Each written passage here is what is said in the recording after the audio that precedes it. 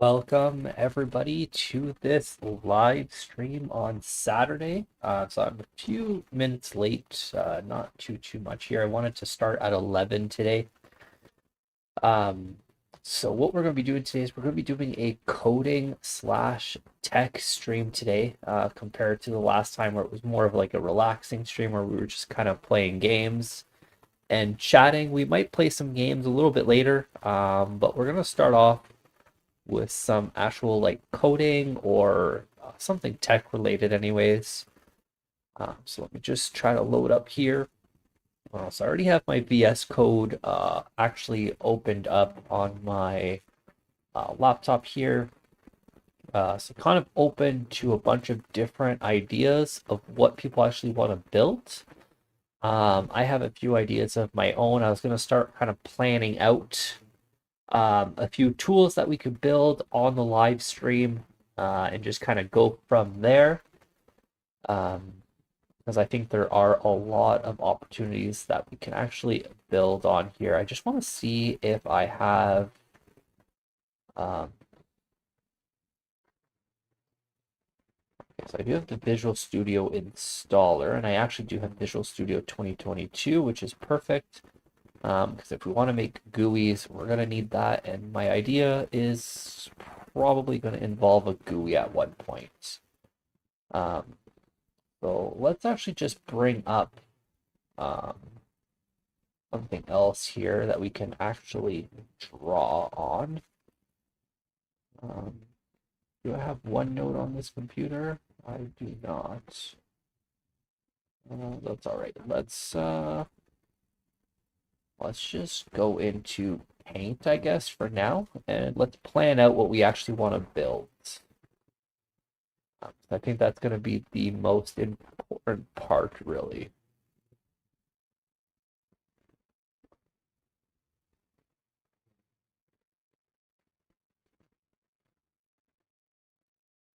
All right, so I kind of want to build something with Active Directory. So I would like to build um, probably something for like kind of an idea like the viewer had built this for his company last week. It was really build a tool that kind of lets maybe people that don't necessarily have access to Active Directory kind of access Active Directory and access certain features, to be able to check account statuses, make sure that the person's not locked out, maybe reset their password or something. I think that would be kind of a pretty cool tool to start off with. We're probably not going to finish it today. It's probably going to be something that goes across like multiple live streams here, because the live stream I'm only going to probably stream for about 2 to 3 hours on Saturdays. And this tool is probably going to take a couple of those sessions. So let's actually just go ahead and let's plan out. And the one thing is, whatever I make on live stream, I will make uh, probably videos for the actual channel. So if you do miss, let's say you watch this live stream, you miss the next one. Also, the live streams will be viewable as well. They are recorded and they'll be posted to my channel later. But a more clean tutorial will be posted on the channel, most likely, if I find it very useful. Um, so what I'd kind of like to start off with is just like a little window here. Um, and that'll be our GUI. And maybe a little text box here that lets us insert either like an employee name or an employee number or something like that. It's kind of what I'm thinking. So let's just go ahead. Let's put that in here so we don't forget what this box is for. So we're going to say this is going to be like employee name um, slash number. I'm going to say you can put either or, because I think that a lot of people um, might know employee number or employee name. Um, Hello, Jack. I hope everything is good.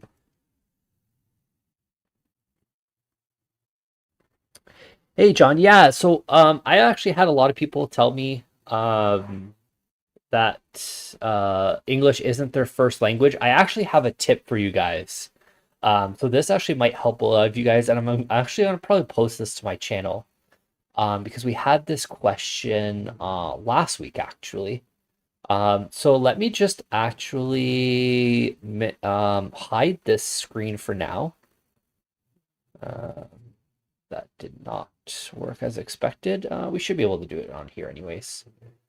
So what you can actually do is if we go to youtube.com, and I'm going to use actually my channel, so this way you can actually see that it works on my videos, because I did actually try this yesterday. Um, so let's just go look up here because this computer's not logged into my account. Let's go look up here. So here's like the beginner PowerShell 7 tutorials. If we actually click on one of these here, we're just going to let the ad play here. We're just going to skip it. All right, let's skip the ad here. So what we can actually do is turn on subtitles and closed captions. Now, of course, this will, let me just minimize to this. Let's just quiet this a little bit here.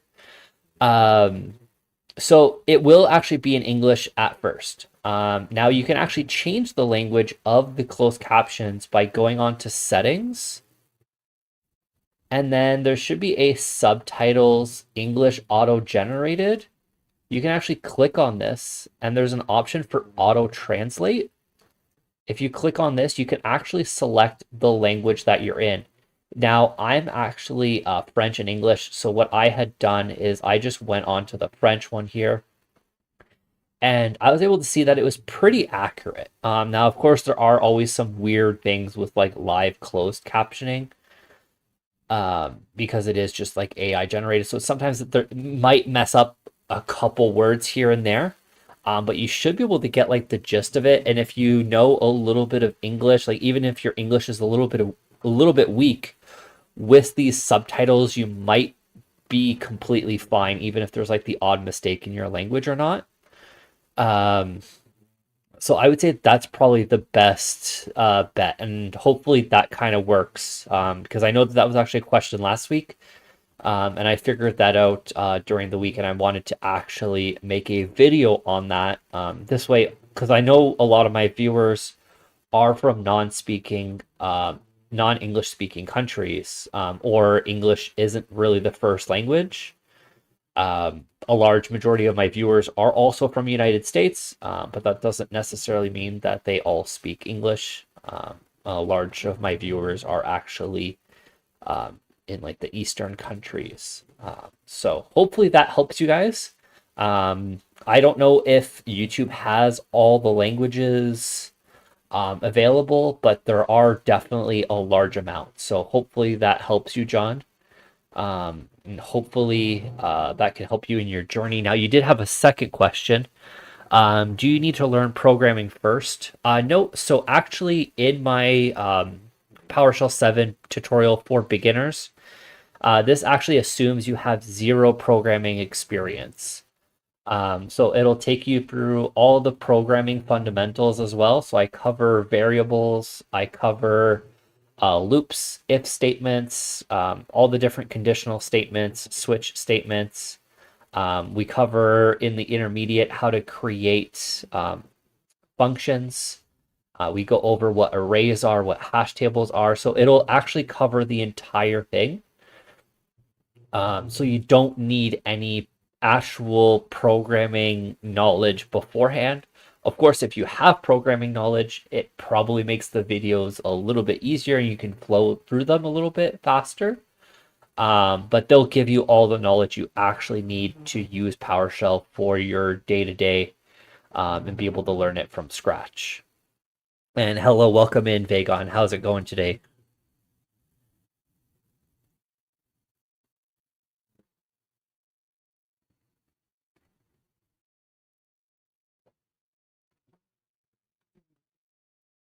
All right, so let's go back to our screen here. So I really wanted to give this search option here. Now we can actually make this like a very like live search. So as you're typing the name, we can be calling something that looks it up. We might have a button, we might not have a button. That part I'm not too sure yet. And then what we might actually have is and maybe what we actually want instead of employee name or number, maybe we'll do like username or something because it might be easier for someone to give their username. Um, and then maybe a little list of options that pop up here with the different users that you can select.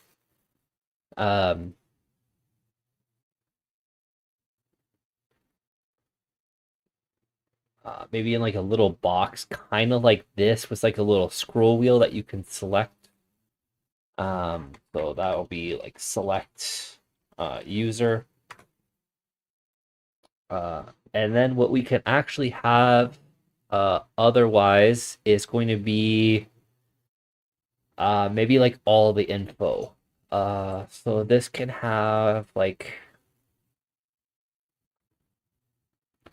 maybe all the basic info for the user. So that'll have like user information, name, title,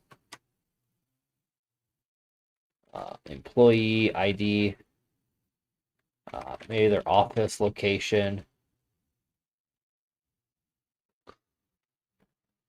Hopefully AI comes up with a voice translator. Honestly, I would not be surprised at all, John, if that is an eventual move that YouTube makes. I mean, at least they got the closed captioning set up, which is definitely a step forward. But I believe that will probably be soon to follow, especially with all the advancements in AI and just voice technology, especially with like deepfake and all these other AI tools. I definitely think that that'll be possible. So once we have all this user information here, we can also maybe do um, if it's enabled here, locked locked out question mark. See if it's locked out. Enabled if it's locked. If it's enabled. And then maybe we can give it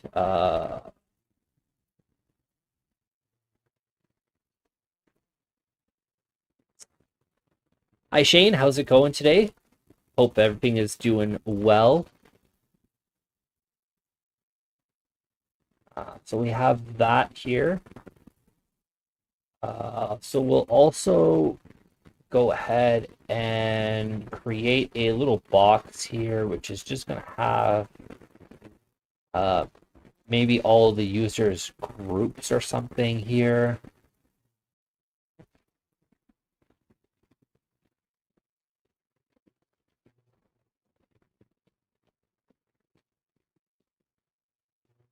And then in here, in this little section here, it's going to be a bunch of different buttons. But here, maybe we can do a reset password. Maybe a disable account, enable account.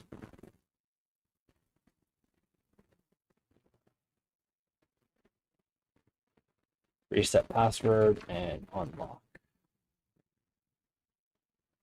Unlock account if it's locked. So this is going to be just like the basics of our program. So Shane, I'm actually kind of making something a little bit kind of like what you mentioned last week that you had built for your work, because I think that a lot of people can benefit from something like that, or at least experiencing making something like that with some more GUI focused tutorial. So basically what we're making is we're making kind of like an Active Directory Explorer. We're just like visually designing it right now. We're visually designing the GUI.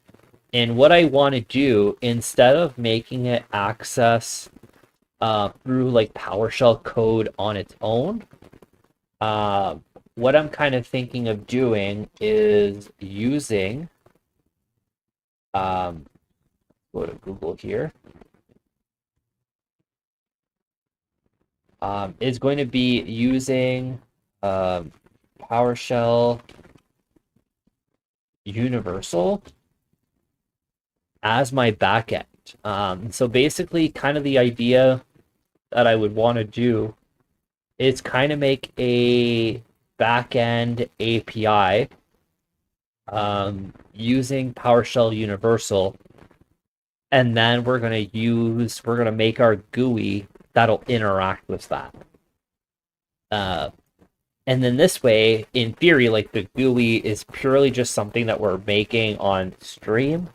But if you'd rather make a GUI using HTML, CSS, and JavaScript because you have that skill set, the backend stays the same.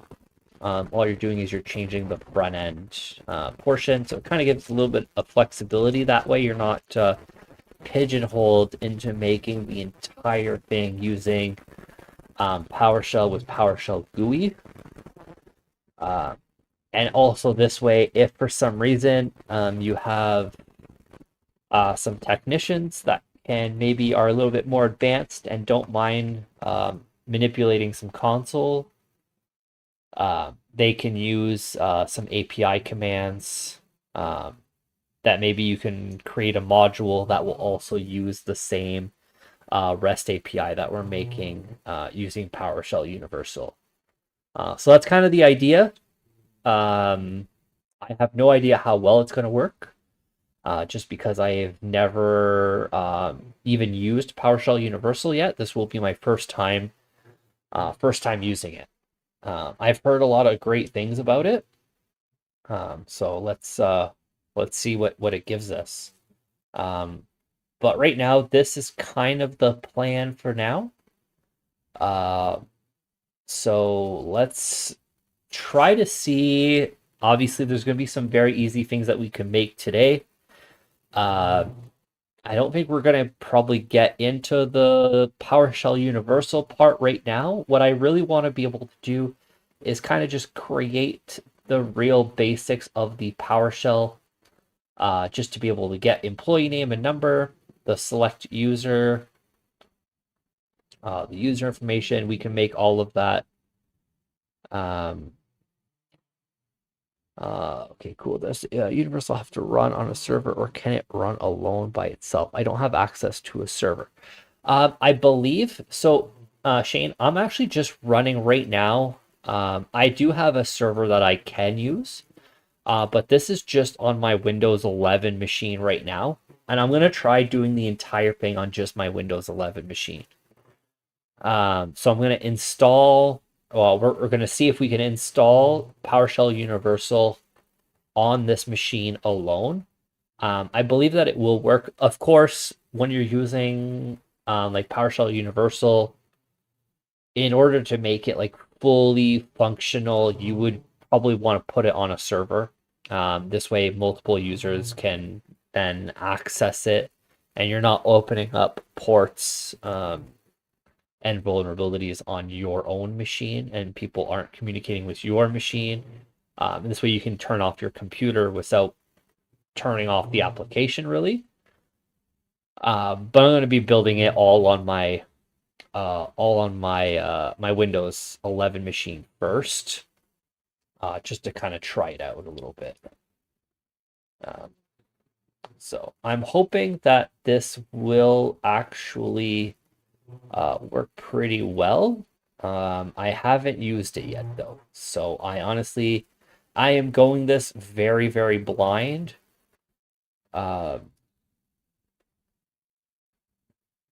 Just as much as anyone else, really. So I guess this is kind of what we're building. I guess they already have something like that. They actually have a lot of stuff, which is kind of cool. But all we're going to be doing is we're going to be downloading PowerShell Universal. I'm just going to start the download now here. We're going to just download PowerShell Universal feature complete or latest. I would imagine the feature complete one would be kind of what I want to do.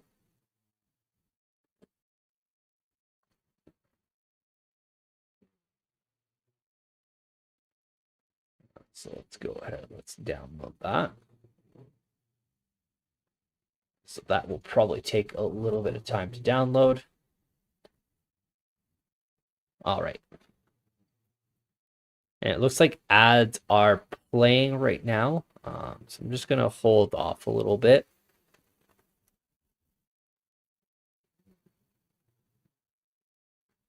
If people in chat can just let me know when the ads are over. I mean, you guys can't really hear this. I'm going to try to hold off a little bit just so you guys can actually see all the different steps.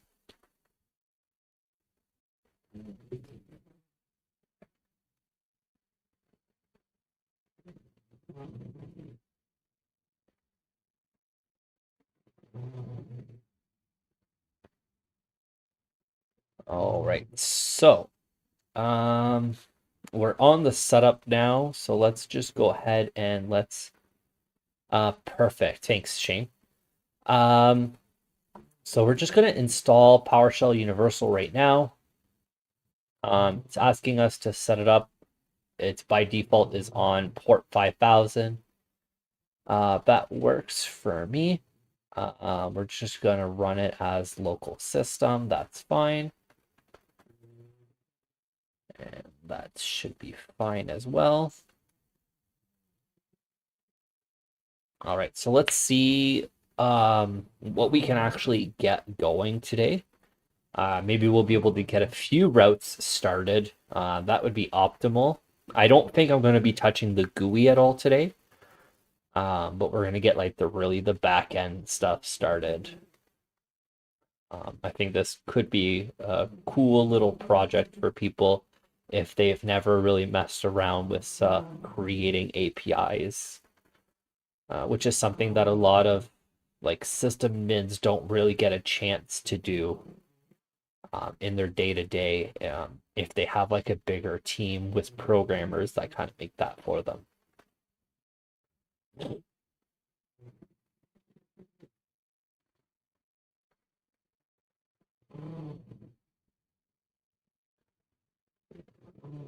So, all right, so it's almost done here. It's just starting that service. Perfect. Yeah, so you'll be able to take some things away. So I've only made APIs with PowerShell using REST-PS. I actually have videos on REST-PS on my channel as well. So if you haven't seen that, I would highly recommend that as well. That again, you don't need a server to run REST-PS. You can actually completely do the REST-PS on just like a simple Windows box. Just again, for other people to access your API at that point is becomes a little difficult because your computer needs to be on.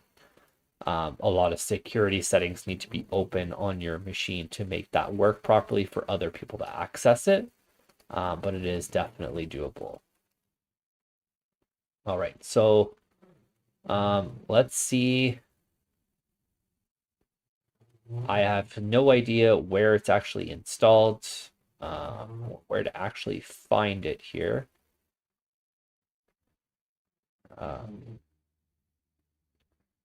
Hi, Adrian. How's it going today? So let's actually just go ahead and look here and see their documentation here. Let's see what gets started.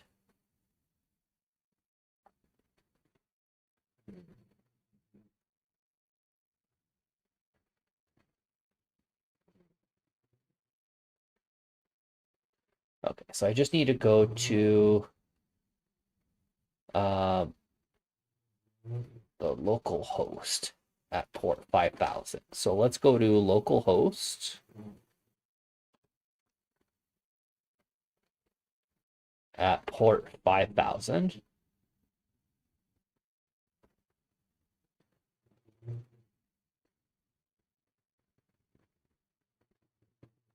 Okay, perfect. And it did say that the default account was just admin and admin. Now, the first thing that you should do right off the bat, once you actually get into this, especially if you're making this for work or anything like that, please change the default password of your admin account. Change it to anything other than admin. I'm going to go ahead and use a password that I don't use for anything else, just in case I accidentally type it in the stream. You guys see it. I wouldn't want it to be a password that I typically use for anything else here. So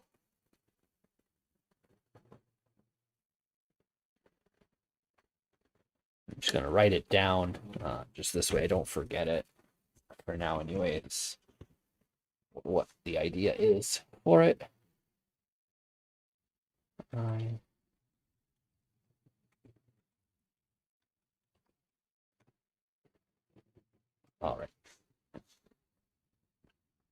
All right, so we updated the password here.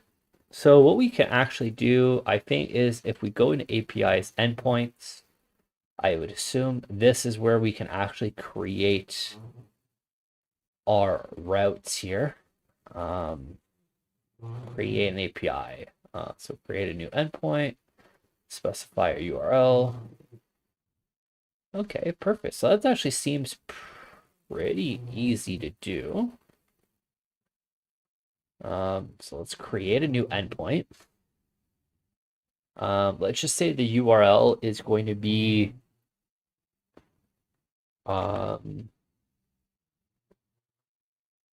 test for now. Description is going to be test.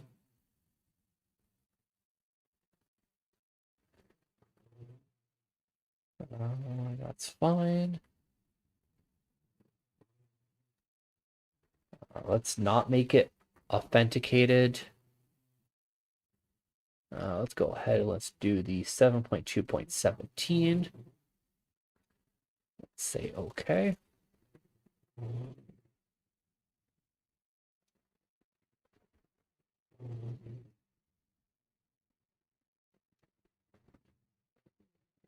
All right, and then here we can actually edit the actual code that we're going to run here.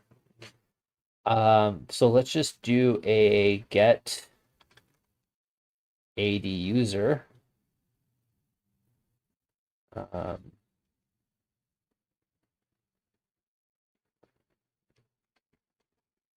Filter.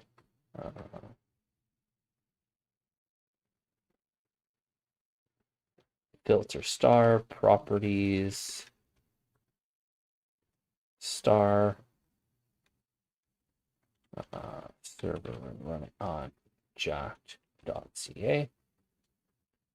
Now I wonder if there's a way to run it before we save it. I don't really know. Oh, we can run it here.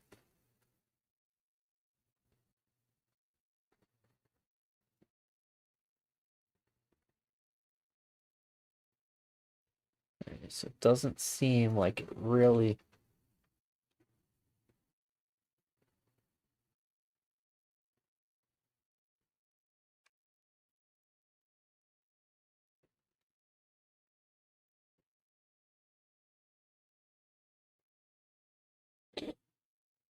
Let's just go ahead and let's just see. Let's open up our Visual Studio Code. Let's open up a new window here. Let's just do a script.ps1. And we're going to go ahead and we're going to do get AD user. filter star. So I'm pretty sure this should actually work.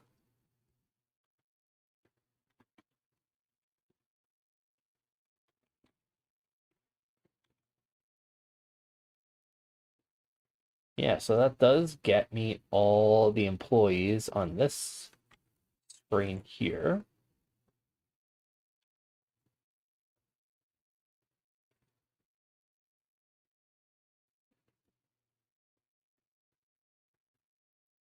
Okay, so I think you actually have to save it. So error returned by endpoint. Okay, let's just see what we actually need to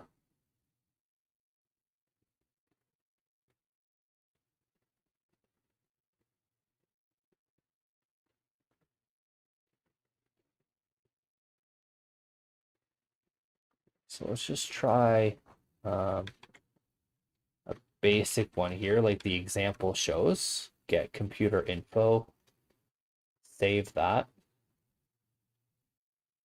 execute it.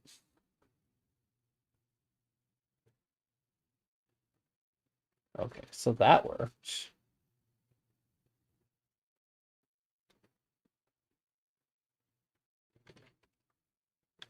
Um,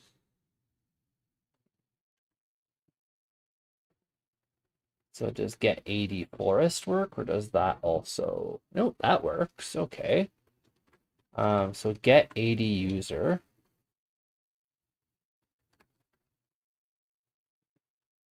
filter star,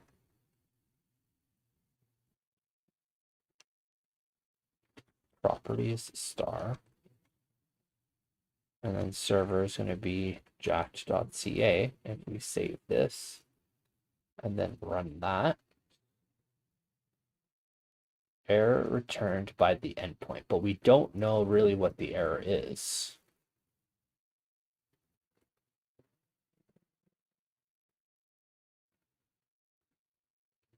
Okay, let's see if we can specify a name here. Let's just get our test employee Bree here.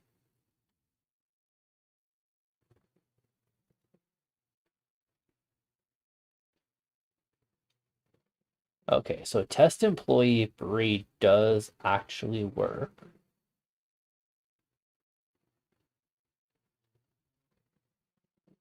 Okay, perfect. And here's what the output looks like. If you guys want to see what the output looks like here.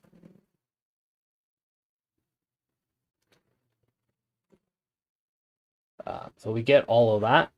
So it is passed back in like a JSON object, but there's all of our properties pretty much.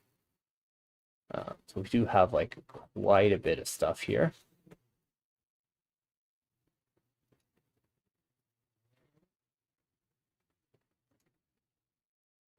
Okay, so if I actually get a specific name, it seems to work. Let's say if I go name like, and I go star here, and we do save. Does that actually work? Error returned by endpoints. I wonder if it's limited on how much it can send back. Yeah, so I think it's limited, and that could be because it's the free version on how much information we can actually get back here.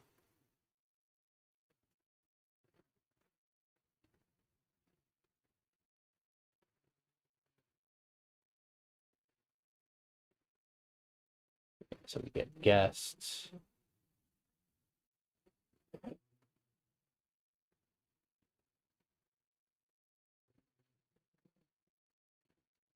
I could definitely try for like 2 users.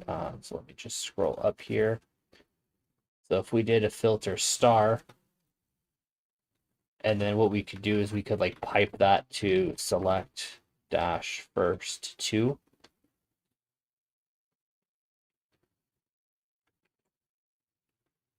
We save that, run that.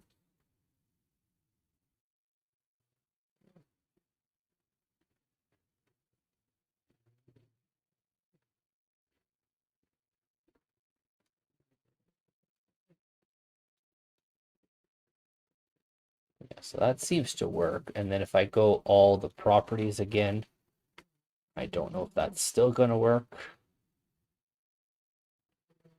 Yeah, so that actually works as well. So it does seem like it does work. It's limited on how much output you can actually give out, though. If your response is too big, it does seem to cause issues.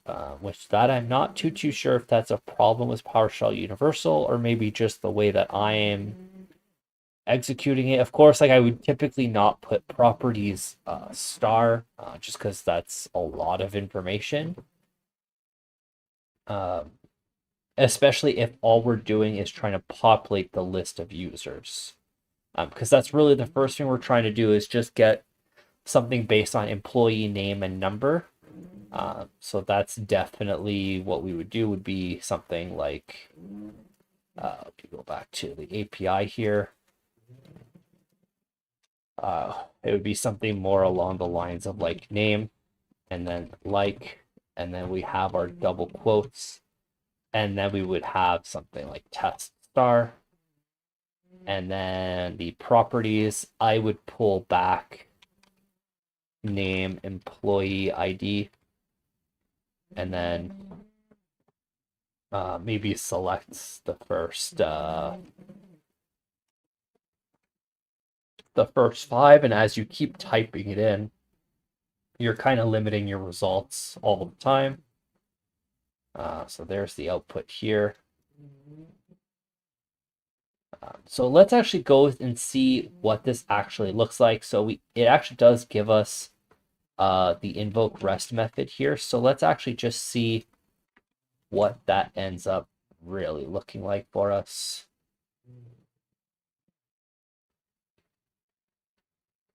Okay, so let's go ahead and let's just say that this will be our response variable. So once we get our response variable here, so one of the first things you're going to want to do when you get something back from an API is go ahead and do a convert from JSON usually. And if we convert our response from JSON,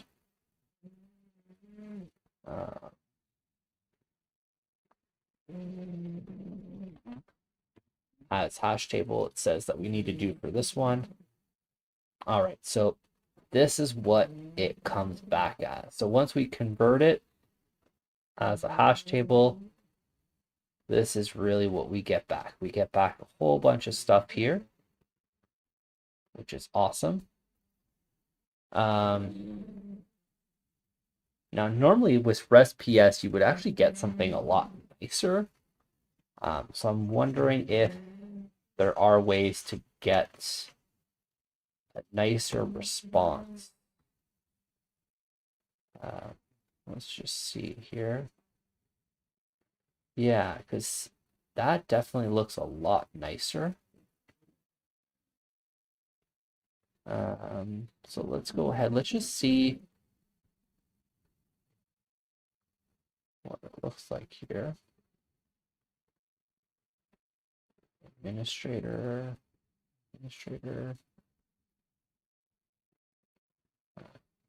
And then the guest account. Yeah, so it's all together for some reason. Let's just see what the response is again.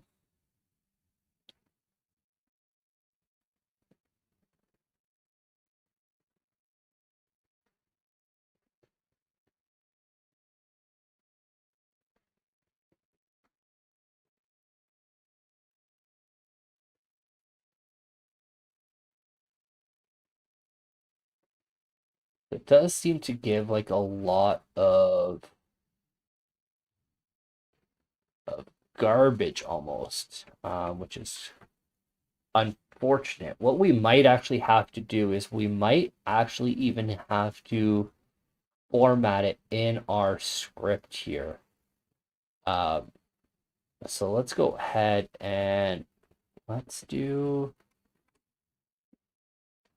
that, which is going to be users here. And let's do a variable here called results. And we're going to create this as an array. Then we're going to say for each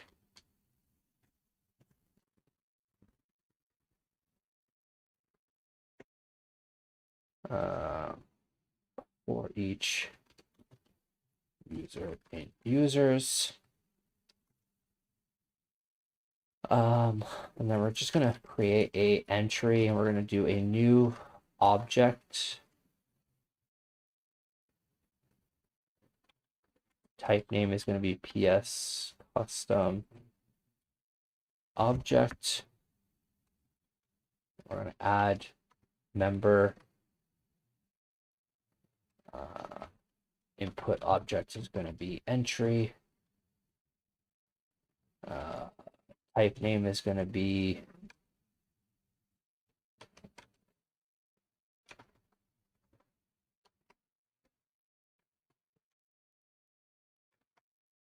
should be note property, should pop up as an option here. The name is, we're just going to put that as name, and then the value, we're going to put that as user.name. And we are just going to go ahead and copy that, paste that in here, and we're going to do this to employee ID. I think this will just make it a little bit nicer. If we do that, and then if we do the results plus equals entry here, and then I think if we just do a $ result at the end, I think that might actually help our situation. Okay, that did not help our situation. We still get an error here.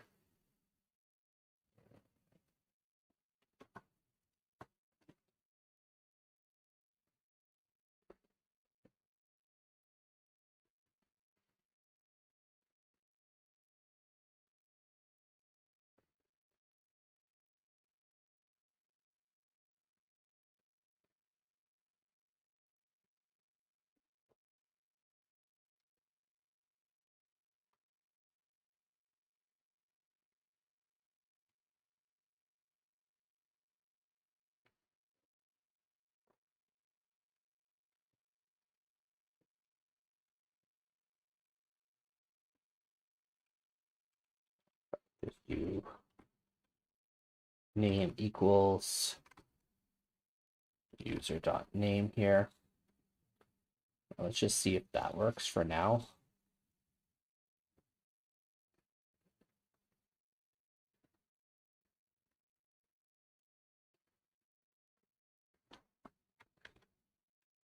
Yeah, I could definitely try running it in Visual Studio. If we try this, okay, so we're unable to find PS. Oh, yeah, definitely explain that. I had a typo there. Okay, so that seems to work in Visual Studio Code.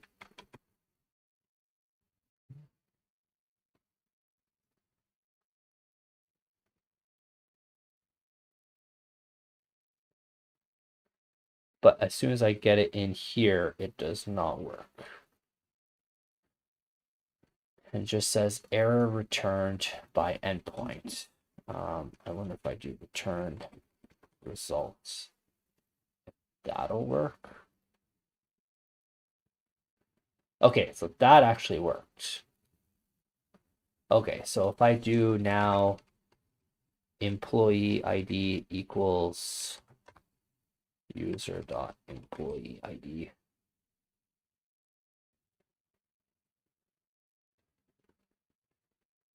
Let's save that.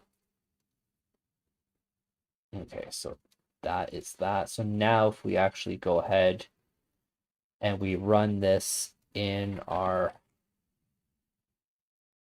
PowerShell here, Perfect. So now our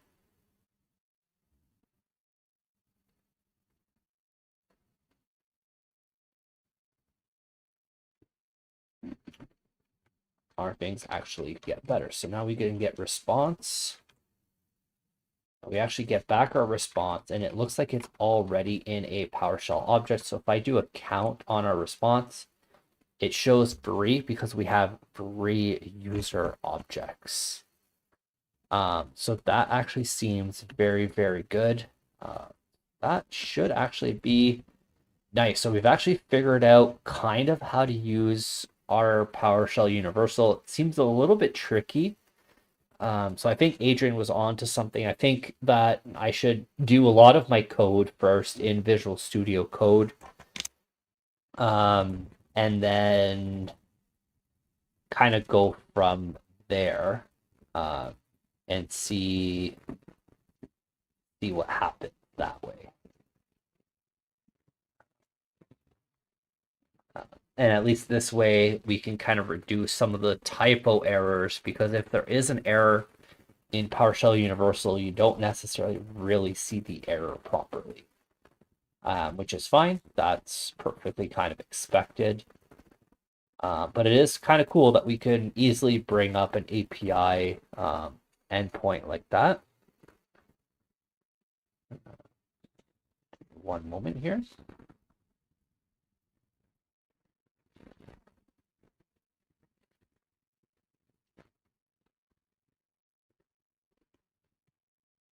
All right, so let's go ahead and let's make all of our different kind of functions. Let's we're not going to make them as functions though, because we need to be able to like paste them pretty nicely afterwards. So let's go ahead and let's do get list of employees here. And all we're going to do is go here. We're just going to copy what we have here first.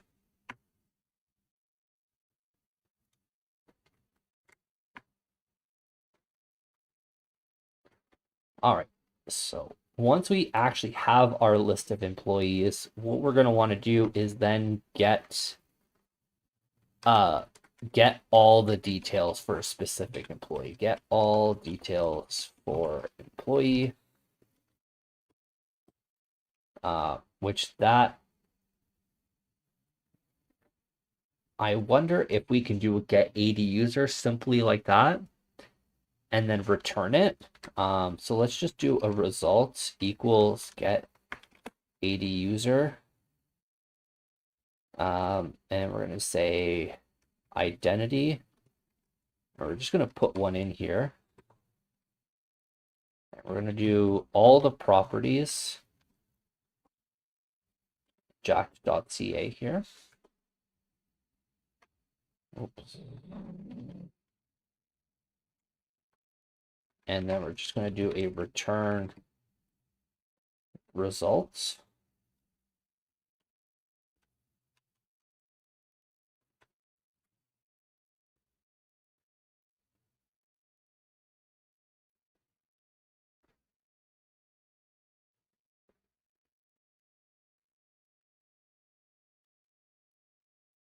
And let's just actually just modify this one.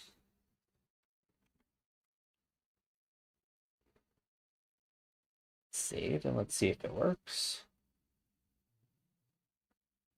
Okay, it seems like it works, but let's actually just test it to see if it actually gives us back what we actually want to see.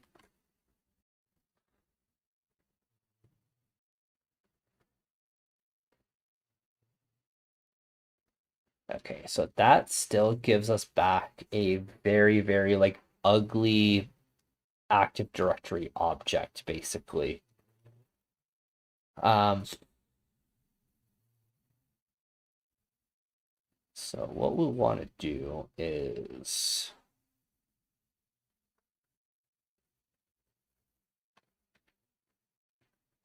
we're going to do this as user, and then we're going to say results equals just going to copy paste this.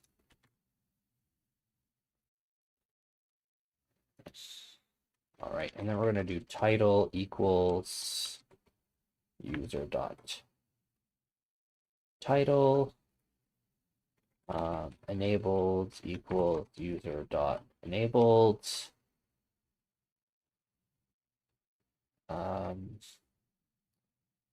What other properties do we have here that we can bring back? Of course, like we kind of want to bring everything back eventually, probably. Well, not everything, but a lot of the different values here. So we want to bring locked out for sure. So user dot locked out.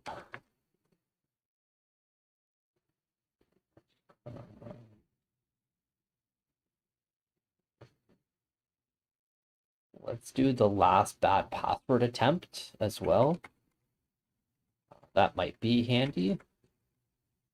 Last bad password attempt is equal to user last bad password attempt.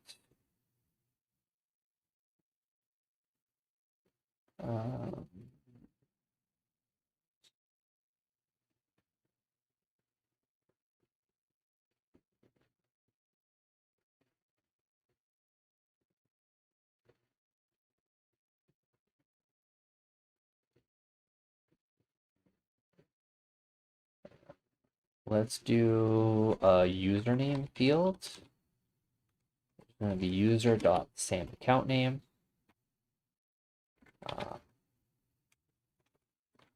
User principal name and user dot user principal name. Oh, thank you for seeing that. Last bad password, not last bass password.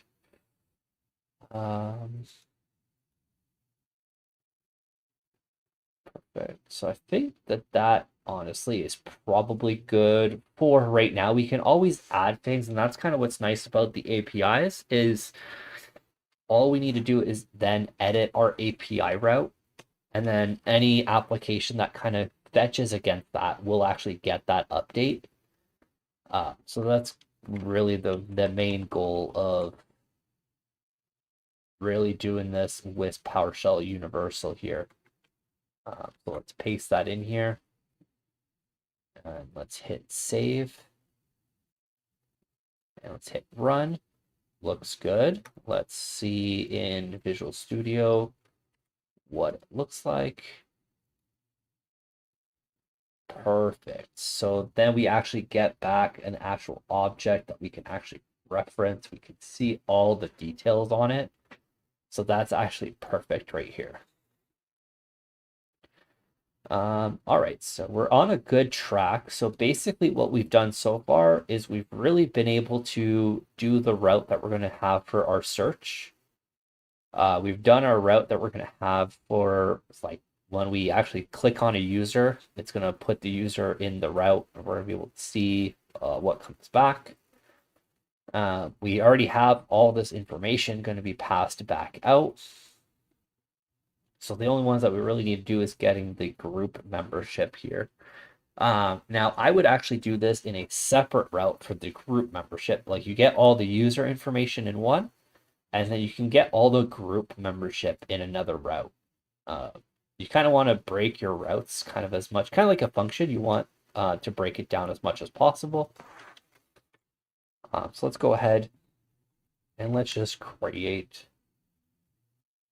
another one. Now this one's pretty easy for getting the group membership. All you really need to do is get AD principal group membership, and then you can do the identity. Let's just do test employee 3 again, and server is going to be jack.ca. Let's just do groups here. So let's see if we do groups. Let's see what that looks like for us in just Visual Studio. So we're going to have to do a for each method. So for each group in groups. So it's going to be very similar to this here. So let's go ahead. Let's copy our little result option here.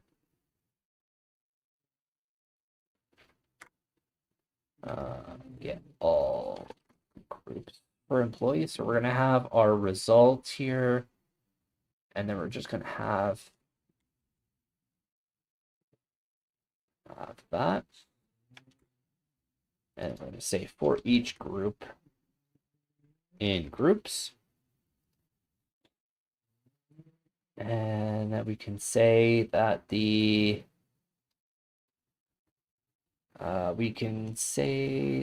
group name, actually, we can keep that the same.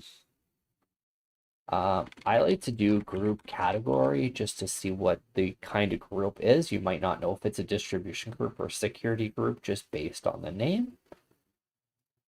And then another good one that I really like to get, and I don't know, is this doesn't come in AD get AD principal group membership.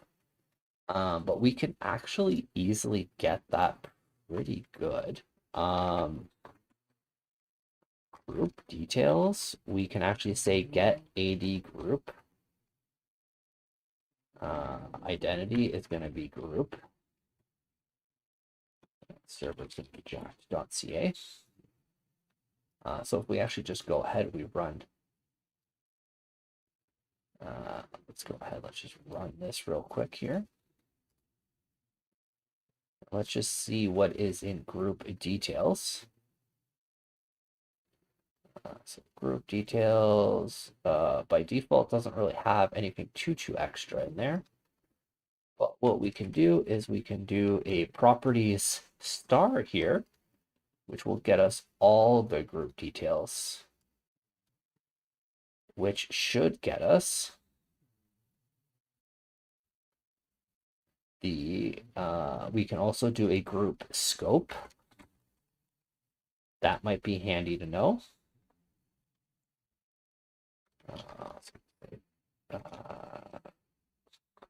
That's going to be in group details dot group scope. That's going to be in group dot group category group dot name. But the major one that I kind of want is the description. Description that comes out of here. So we want group details dot description, and then we can return the results here. So we can actually test this out as well here. So get us all the groups for a specific user. We go ahead and we just paste that in here, save that, make sure it runs nicely. Looks like it does. Grab the route. We already have the route here. And there it is. So it actually comes back up as group. So our group category and our group scope shows 1. Which I'm not too sure why it's showing up as 1 here.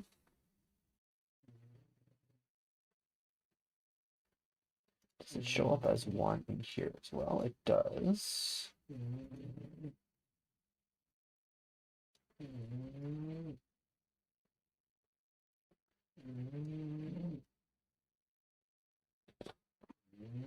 But should be security.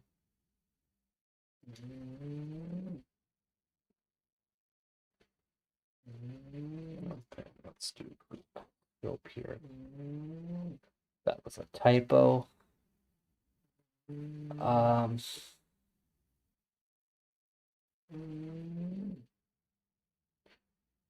Let's just see what it looks like in Visual Studio Code. Does it still show just like the ones, or does it show? No, it actually shows security and it does show global.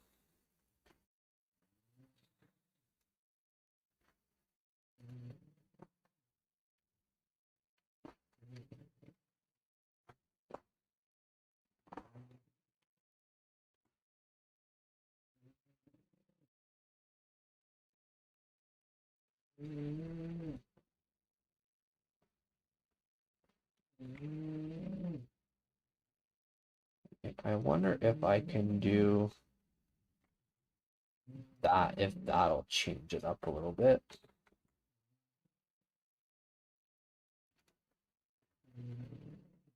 Okay, that seems to work. So now if we copy that, oh, actually we can just run it here. And now we see security and global. So it just seems that we had to convert it to a string in PS Universal. So there are a little bit of caveats in PowerShell Universal, it seems like, especially when you're making some of the routes.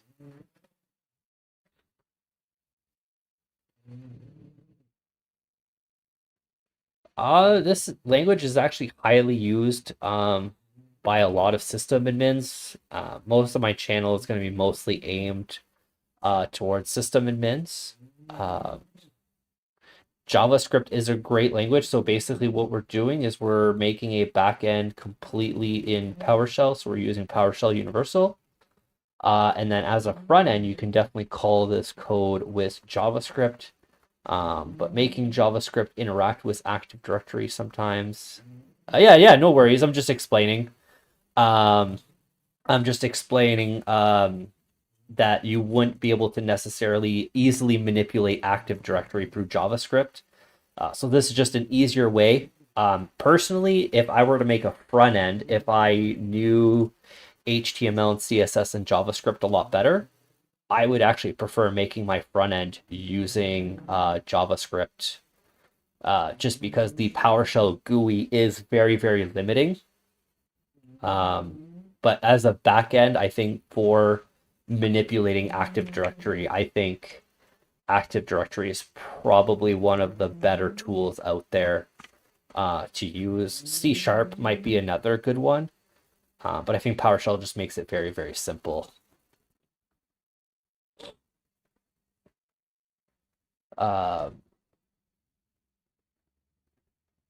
Nice. Yeah, so I think like C# you can easily do all these things because I mean you can code in C# in PowerShell as well.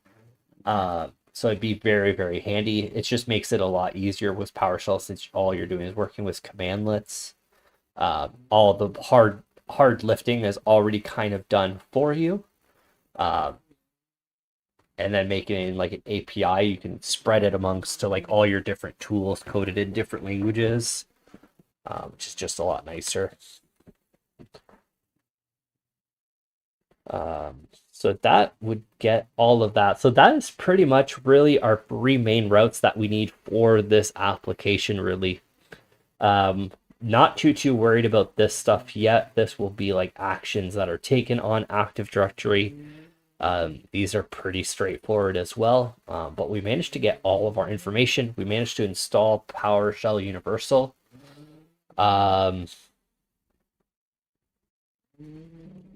So that should actually be good. What I'm actually going to do is I'm just going to take a little break. I'm going to go get some water real quick. And then what we're actually going to do is we're actually going to create all of our routes for this and try to make the parameters to actually pass in like the name and number for the employee name or number. And then what we're also going to do is we're going to just create all the routes, make sure that they all work, try testing them through Visual Studio Code. And then make sure that they work through the console. And then what we can probably do is maybe just start planning out some of these other functions here. And then next week, what we could probably do is build out our GUI. So last year I started to learn PowerShell and your channel was my #1 go-to for it. I just love the way you teach and how you build example.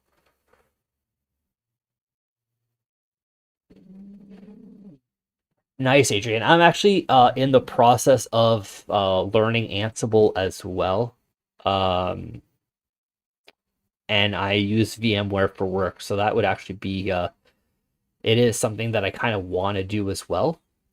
But awesome to hear that my channel was the #1 go-to for your PowerShell learning. I think PowerShell, especially if you're a system admin, is super, super handy. Ansible is another great tool which saves you a lot of time when building virtual machines. because you don't want to be building virtual machines one by one. That's for sure. I had coded something because VMware does actually have a module called Power CLI, I think it is. I think that's what it's called. I don't know if you know about it, but I'm gonna show it on here anyways. I really hate my browser. It's really slow on this computer. Yeah, that's actually a pretty good idea. That would actually be pretty neat. Um, uh, so there is a Power CLI uh, module. So it's actually made by VMware. It's got like over 7,000 commandlets, and you can actually completely manage and automate your VMware environment through this Power CLI with PowerShell. I actually found this very, very helpful. So I can actually spin up VMs this way very quickly. Of course, Ansible is probably a better route to go. But if you want to like also just manage your vSphere environment or anything VMware, maybe take a look at Power CLI because you might be able to do a lot of management through PowerShell instead of having to go through the GUIs. So that could be something that you can look at as well. But I'm just gonna go get some water and I'll be right back.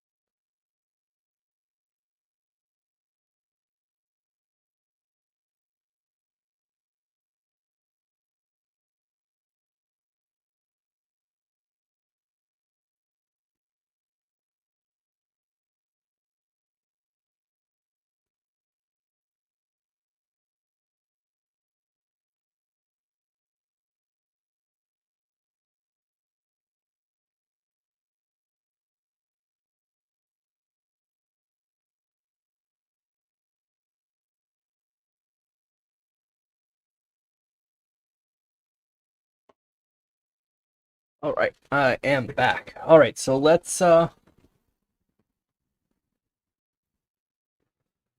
ahead and let's start building these routes. Let me just turn this down a little bit. I think that might be too bright here, I think. Well, let me actually just give me one moment.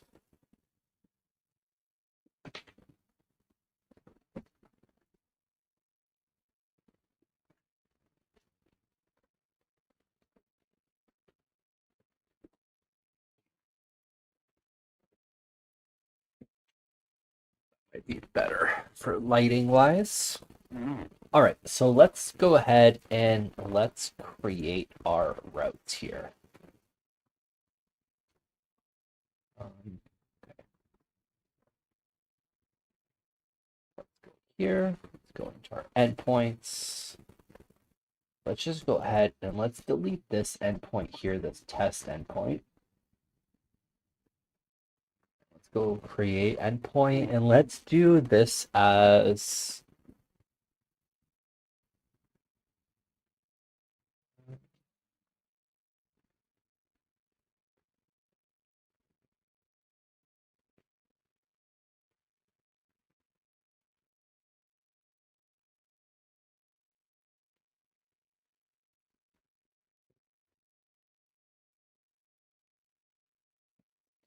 this. Okay, so the URL for this, this will be list users. I think that'll be like the best, really the best URL to get.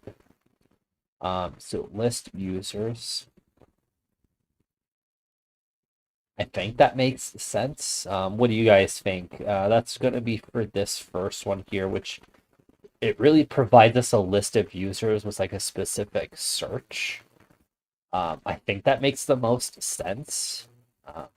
I'm not really too sure, but I think that makes the most sense. In my head, that's what makes sense right now. So let's click OK here. And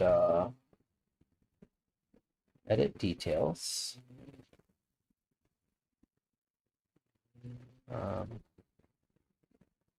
Now I wonder if we can add in our get, can we add like a body or something, or anything like that? See here. Endpoints.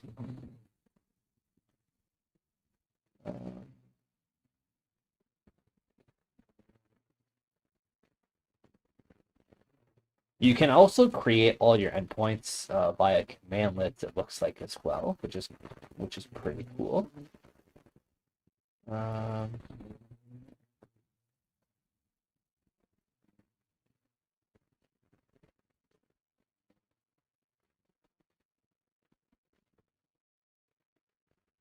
Okay, so it seems like we can actually do this. This is probably what we're going to want to get. Okay, you can also do it this way, which is query string parameters.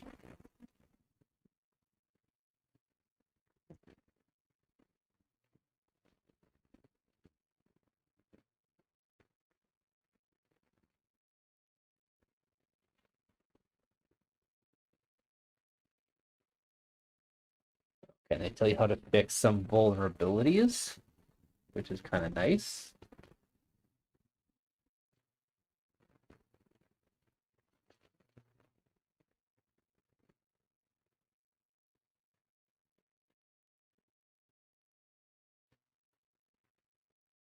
Okay, so we can actually, so you can actually access a body, which is great.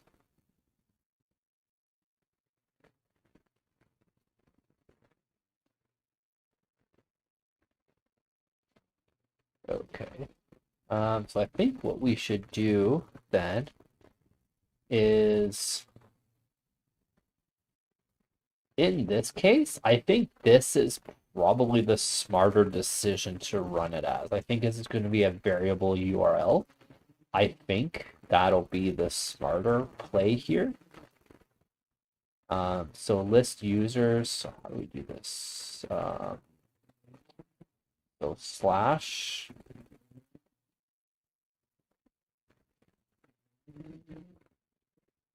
user.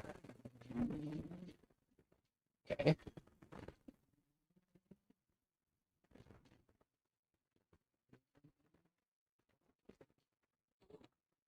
Right, so let's go here.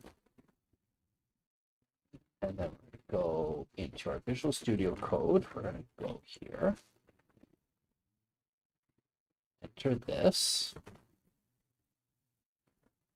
and we're going to do user. We should actually probably change that name, actually. Save that. Let's edit that, and let's change that to username. I think that'll be better. Username. I think that'll be the easiest way to search too. Maybe eventually we can make it like another route with a body option. Okay, so that works. Okay, and we get even our little variables here. So let's do test. Save that. That comes up as empty though.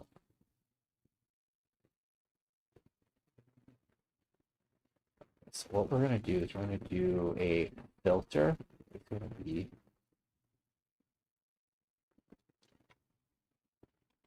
name star.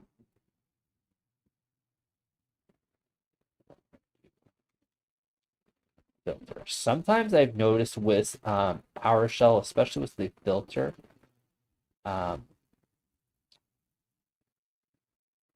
sometimes it gets a little wonky. Doesn't always really like filtering.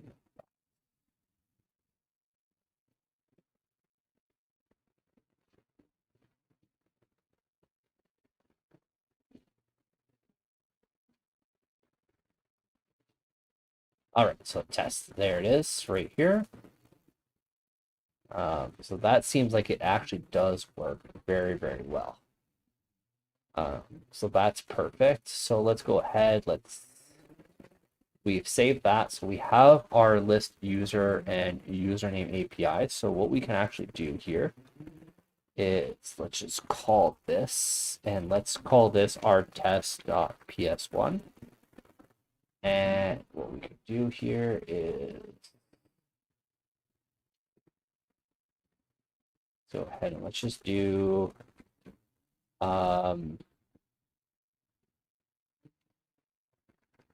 a search for variable, and let's do a read host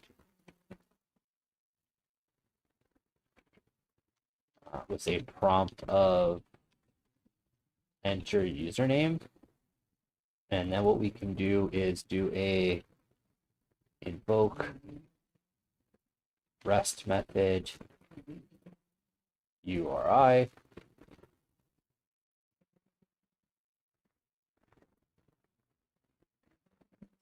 That,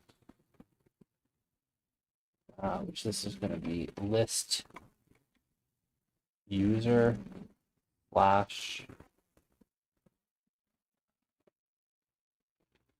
search for method is going to be get. So now if we run this here and we do enter username, we do test here. Okay, so what is our, oh, it's list users, not list user. So list users. That, test. So there's all of our possible employees that have test. So if we run it again here, and we do test E, nothing comes up, which is fine. Right, because I'm searching on name, not username, actually. So let's go back to our route here. Let's modify this. So this is where we're going to do a SAM account name here. We're just going to save this. Now all we need to do is go back here, run this, do test, which that is our employee There you go. So we already have our search working based on username. Because our test employee 3, the username is test employee. If we do test employee 1, so if we just do this here, if we actually just run it again, and we can actually just probably hit star. Search filter is not recognized, probably because it's a star. If we leave the username blank, we also get that. Okay, so you can't do a wildcard search. But maybe what we can do,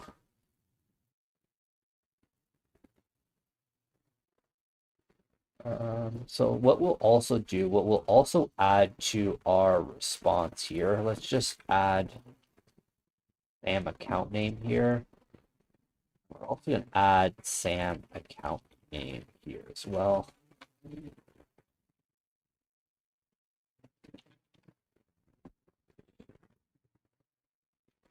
Save that. All right, and let's run this. So now if we go employee, so now we see these employees, Sam account name, they're employee 1, employee 2. If we run this and we put test here, our test employee 3, Sam account name is employee 3. So that's why those come up like that. So if we're searching by username, it definitely works a lot better doing it that way. So that's perfect. All right, so we have our first route complete. So let's go ahead and let's make our other route here, which our next route is going to be the get all details for employee. So let's do that as get user.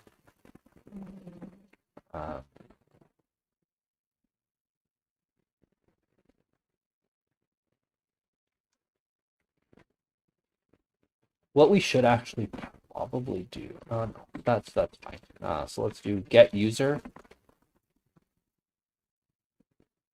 And let's also do that as a slash, and we're going to do username here.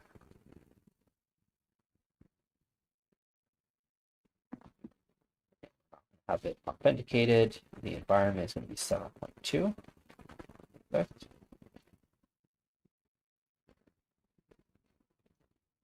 Okay.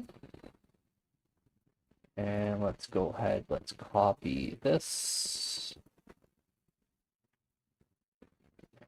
Paste it in our script options here. Save that. Now let's go ahead and let's test it out here.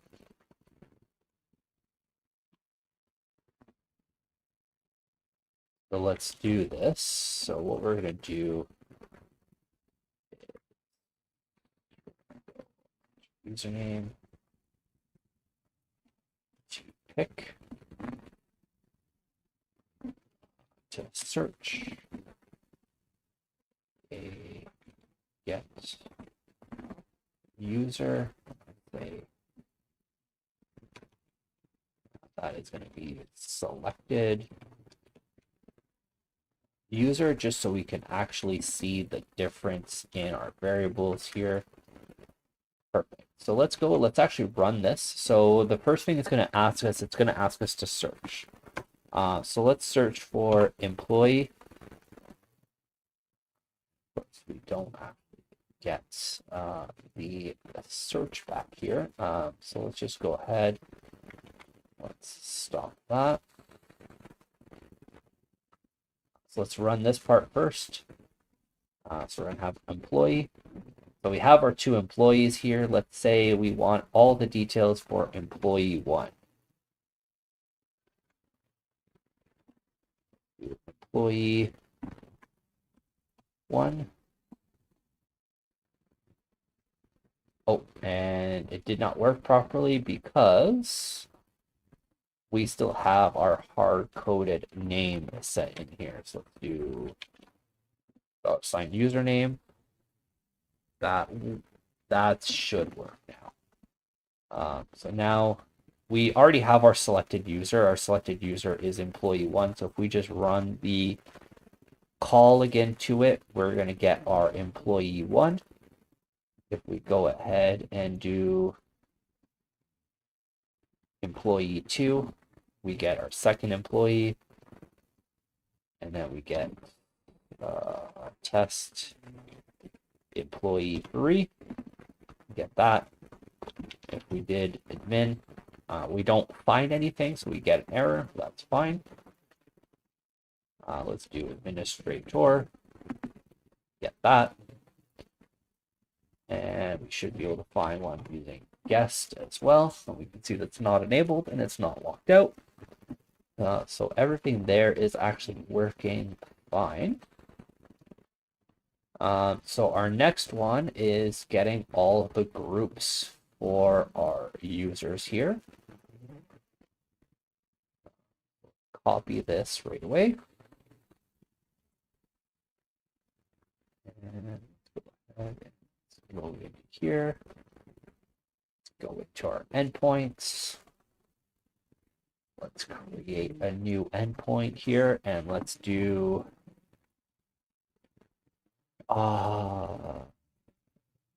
get user groups, I think. And then we're going to do a slash once again username here. I think that's just going to be the easier method to use for now anyways. Go ahead, let's edit the script here, paste that in. And the only thing we're going to need to do is change this identity to username. Okay, perfect. So that seems to be good. All right, let's test it out. So let's do another invoke since we're going to be running these two basically side by side in our GUI. Once you've already selected a user, it's pretty easy. So get user groups. So if we get all the groups for our employee 3, there it is. So here we can actually go ahead and do this. Let's do employee 1. So there we go. So we got all the groups for our employee 1, and we got all the info for our employee 1. So with just the 2 routes that we have. So we are actually not even, now we don't even need to know the Active Directory commandlets to get those. We can just simply call our API routes, whether that be in JavaScript, C#, PowerShell, anything that can really interact with REST APIs, we can actually use.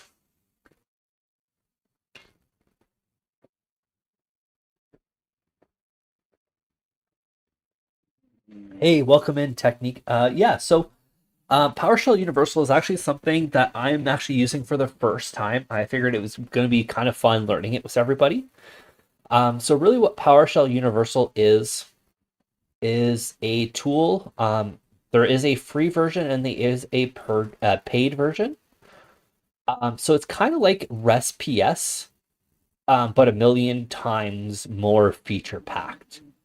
So it lets you create API routes that run on PowerShell. So basically, you can create REST APIs that query against Active Directory or anything else that you can really do in PowerShell.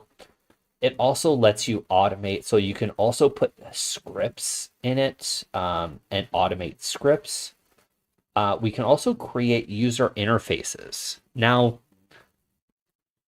maybe what we can even do is create a web page in PowerShell Universal for our tool instead of creating it in Visual Studio. Maybe this is something we can actually take a look at. I don't really know yet if that's the route that we want to take or not. I actually don't mind learning it a little bit more, so I'd be kind of interested.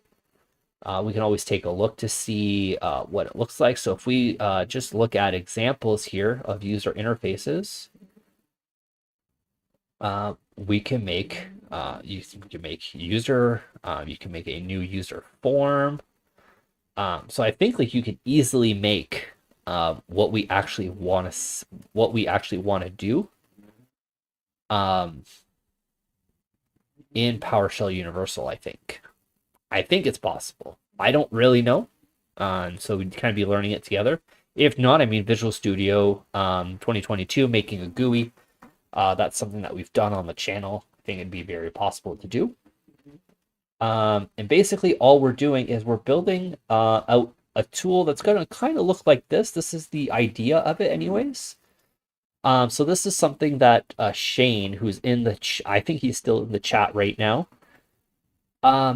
He made something similar to this for his work, for his help desk coworkers.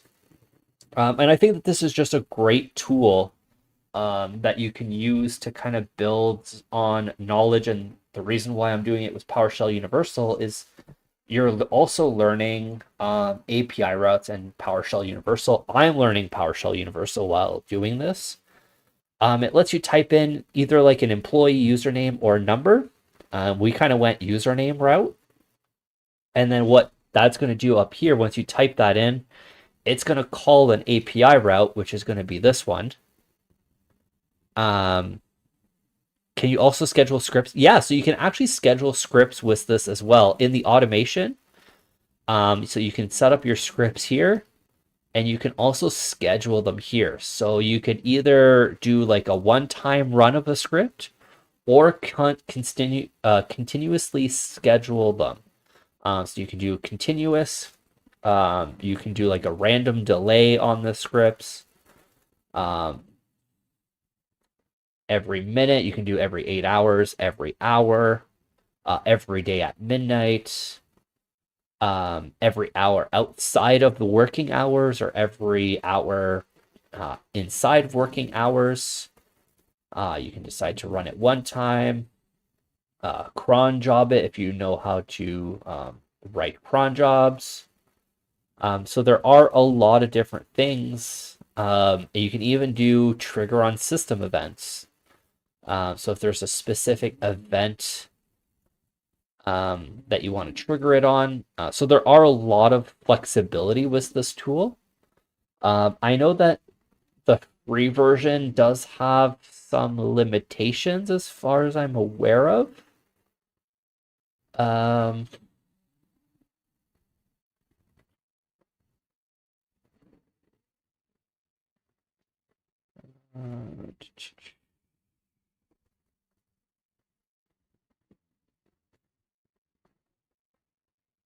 So it runs right now. So you can actually set it to run with a service account or as local system. When I did the install on this machine, since I'm only running it on a Windows 11 laptop for the stream, I just installed it as local system. But you can actually install it using a group managed service account if you wanted to as well. It does give you that option in the install of what you actually want to run it as. So that's kind of handy. So the licensed features are the debugging tool, enterprise authentication. So if you did want to use this in like a work environment, I would probably say the licensed version would be what you would want to do. It also supports Git and SQL and different triggers, and you get custom login pages with the license event. But basically, the scripts, the APIs, the schedules all work with the free version. So just to learn the tool, a free version is great.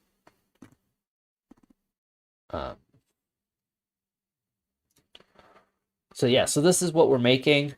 So far, what we have is we have a search API, which lets you search based on a name that you put in. And then if I select a user, I can also run getting info for a specific user and also get all of the groups for the specific users just using an API route. Yeah, no worries at all, Technic. I appreciate the questions because, of course, also you kind of made it very made me think of maybe people haven't been watching from the beginning, so maybe I'll kind of recap it maybe every now and then if I see the viewer count change quite a bit. So now that we actually have this, let's go ahead and let's try to code these 4 other functions here, which is going to be the reset password, unlock account, disable account, and enable account. I think these are going to be pretty easy to do. I don't really foresee it being an issue. It'll be like post requests instead of get requests. And then once we have all of our routes made, that's probably where I'm going to end the stream for today. And then we're going to keep going with this tool on the next live stream, which will be next Saturday. I don't want to make these streams too long because I do realize that it is a Saturday. But also, I don't want to like overload on information as well. So I think this is kind of like a good little pace. And the good thing is, if you guys have missed anything of the stream, I will be releasing these as rewatchable on the stream. So immediately after the live stream, I don't know if YouTube posts it right away or not for viewing, but I will be actually posting this to the YouTube channel right after the live streams. So if you guys have missed the beginning or something, you guys can always go back and watch it. That's what I'll be doing for all the live streams. So if you guys miss one for whatever reason, you guys are busy on a Saturday, which I mean, completely understandable. You guys can watch it any time afterwards. Or if you guys missed a part, or if you guys can only catch the beginning or only the end, you guys can easily watch it afterwards. So let's go ahead and let's code these extra features and see what we can actually get going today. All right, so the first one is going to be resetting the password. So let's just do here, reset password. So this one, we don't really need any kind of like feedback really, but what I'm going to do is we're probably going to set it's like a random password. I don't really like the idea of passing in what you want the password to be.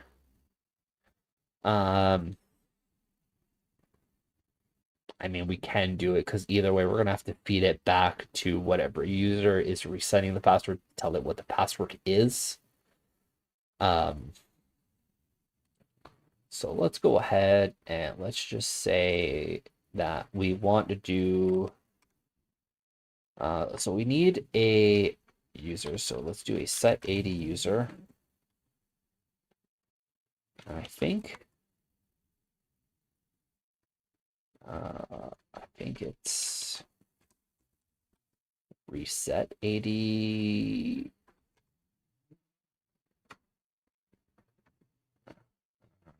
I always forget the commandlet for resetting a Active Directory password. Let's just go ahead and let's just look it up real quick here.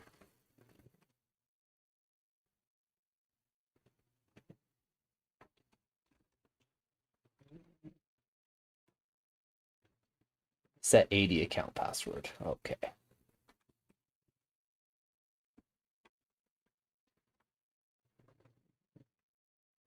Oh, and that's one. Set 80 account password. Perfect. And then we could just put in an identity here, which is going to be our username. And we're going to put a new password. And we're going to put that as password here. And we're going to say reset. Okay.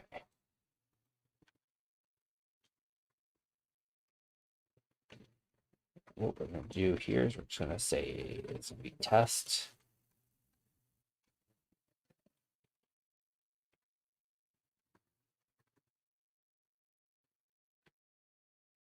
We're going to pipe that to a convert to secure string as plain text and force. And let's just do a username here. We're going to put that as our employee one for now. And let's just see if this works real quick here. Okay, so it does not meet the length or requirement of the domain. That makes sense. Take test 1, 2, 3, 4 with a exclamation mark here. Still does not work. Let's do get AD by grain password policy.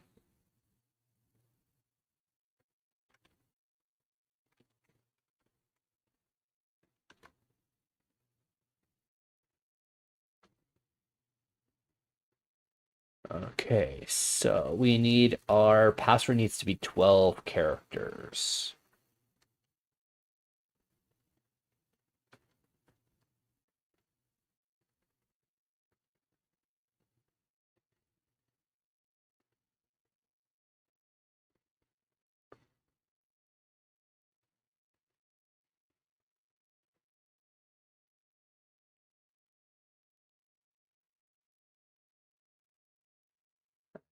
That would actually end up working. So let's just say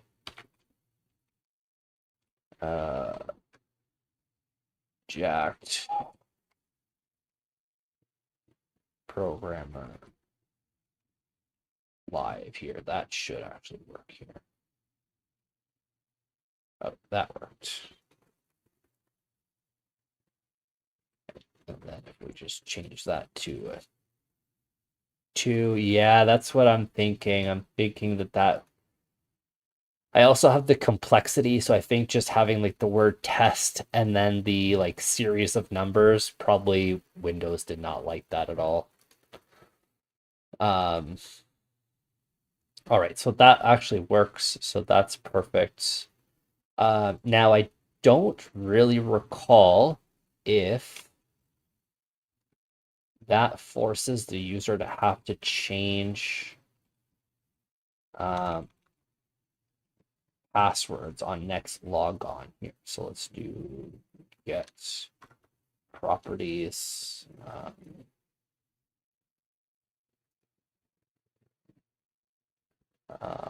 So change password at next logon. Is that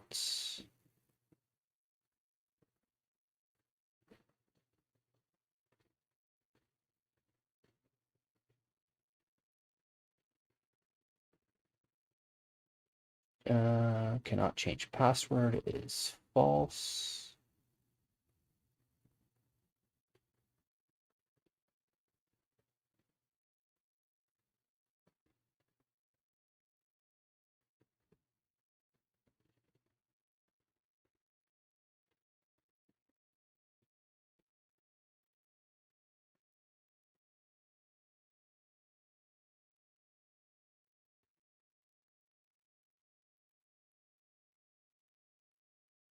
So I don't see that at all. I know that we can do set AD user though. We can do the identity, we can do the username, and we can say change password at logon. We can actually change that to true. We can actually force that. Password never expires. This account will not be required to change the password at next logon. Okay, so we actually have password never expires set on the employee one. So let's just actually fix that for our user real quick here.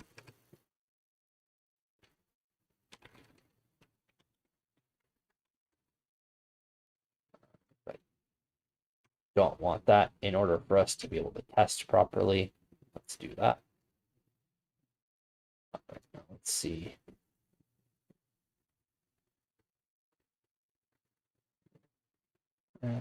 Okay.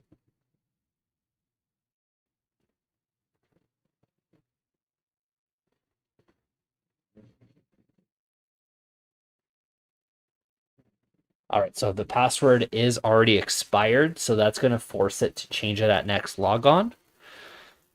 That's what we want. So what we'll actually want as well is probably in our API route of our user here in getting all of our details. Let's actually get that as well. So enabled, let's do password expired is going to be equal to user dot password expired.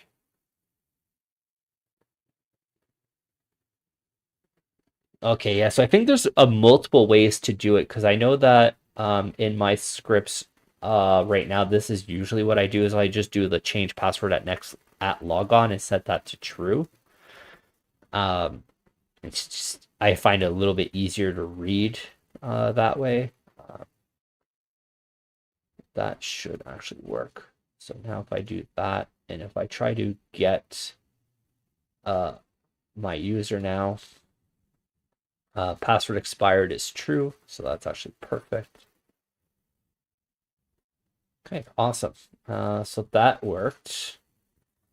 So what we actually want to do is generate a random password.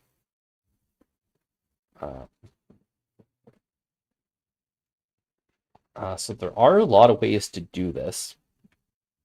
Now, I actually already made something that does this pretty much on the channel, if I remember correctly. I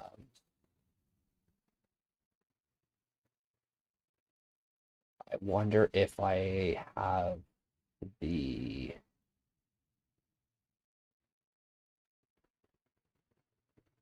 scripts though.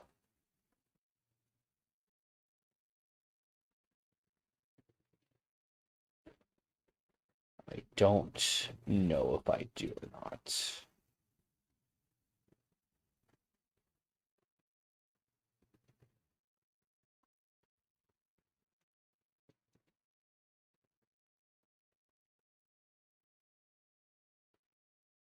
I'm for some reason now thinking that I very,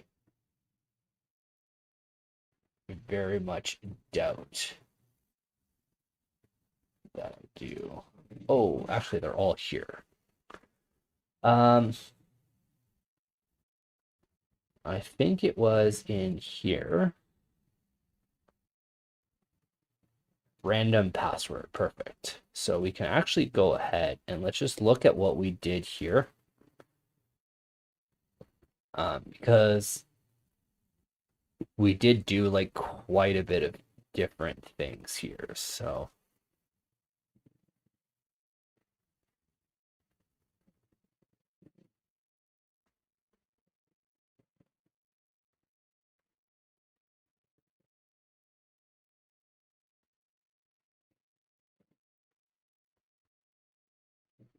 okay. So we're gonna have to we're gonna have to modify this anyways. Let's go like this. And what we should do, so let's copy paste this here. What we should be doing with the reset password for the user is we should also look at what the password policy for that user is as well. So let's just erase all of these because we need all the cases. I want all of them no matter what. No matter what the password policy is, I want it to be a strong password. That is for sure. That I don't want to cheat out that. But what we do want to do is get the length that we actually need. So let's do that. So we're going to first start off with our username. That's how our function is going to really start. We're going to do a get AD fine grained policy subject. We want to find it for our username. So let's see what that comes up as. get the 80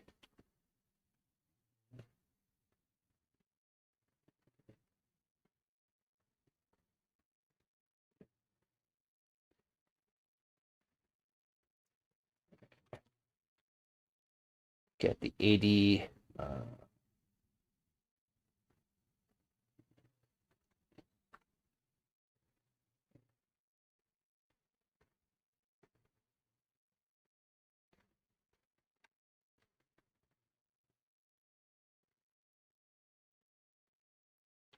80 user resultant password policy.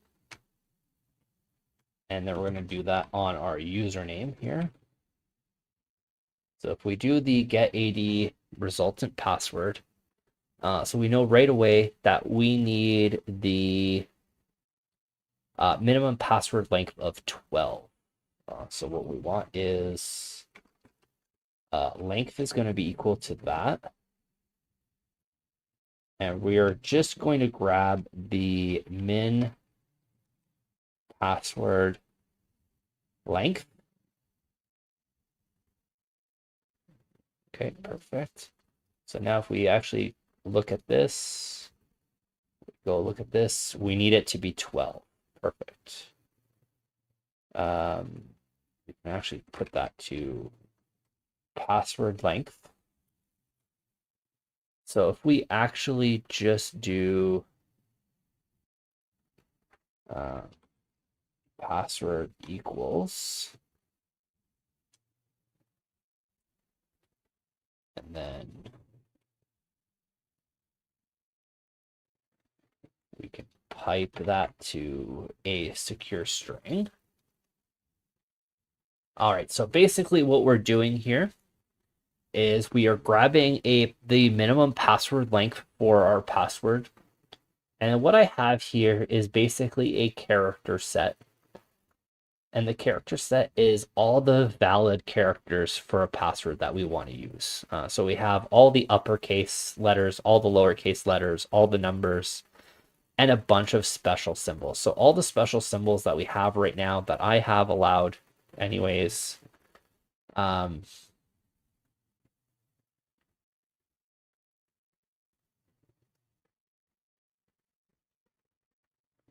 is the exclamation mark, pound sign, dollar sign, percent sign, ampersand, star, and question mark. These I feel like are the most common ones for users to know how to actually do. I don't like to put everything because some symbols, for one, might not work on certain applications. I've had that happen in the past. And also just some of them are a little bit more confusing to write out for people. So that's why I tend to just do that. But if we just go ahead and we just look at creating our password here without converting it to a secure string, there's our password. So we already know that this is always going to pass. I don't think Windows is ever going to complain about that. So that should actually work. So if we do this here, there you go. So the password's constantly being reset. We can easily reset it. And then what we can actually do, what we need to do here is we need to do this in two ways. So let's do password equals password plain. And this is going to be password plain. Because what we need to do is we need to feed that password back to the user that's resetting it, of course. And then basically what we want to do is we want to display the password. So we're going to do a write output. Password reset. Then so if we actually just go ahead and we run this consistently, there's the new password. There's the new password.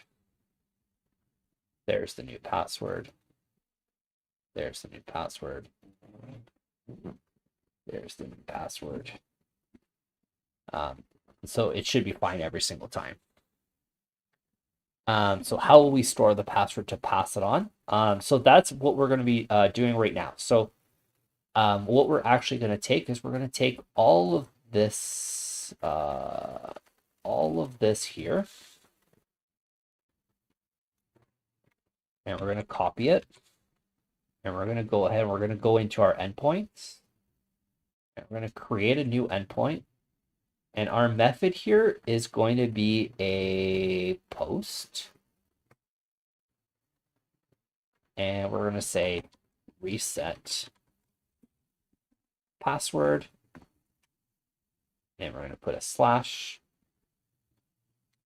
We're going to put a username here. Now, I, of course, would probably, if we had the paid version, of course, we would want to authenticate this for sure. Because you don't want someone to just be able to reset passwords just by executing a simple URL call. Or what you can also do is make it a little bit more complicated. Maybe have it post into a body with like a secret string, and it validates the secret string. That is something else that we can maybe do later on, maybe in the next live stream or something. But let's go ahead, let's create that. Reset password. Let's go edit the details here. Let's do that. And then once we actually do this here, what we're going to do is we are going to do a result equals do result equals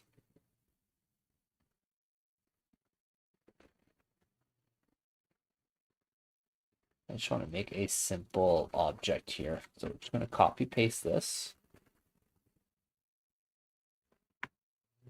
And go ahead and do that here. And we are going to say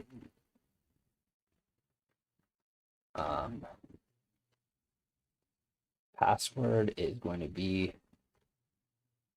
password plain. We're going to return the results.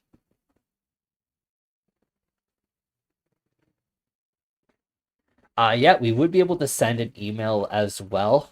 That's for sure. Like you can actually code that in the API that maybe it's going to send an email to the users. Maybe if you guys have the user's personal email or the user's manager, or maybe the user itself that's using the system, maybe they put in their email, you could easily have it send that. That would definitely work as well. So once we actually have that here, we can actually go back in here, do that. Let's do the invoke REST method here, and let's do reset password. And it's going to be a post here. And if we actually go ahead and post that. Okay, so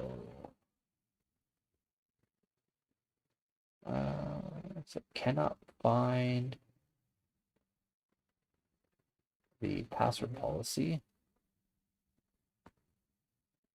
So that seems a little odd. Let's just see what the errors are here.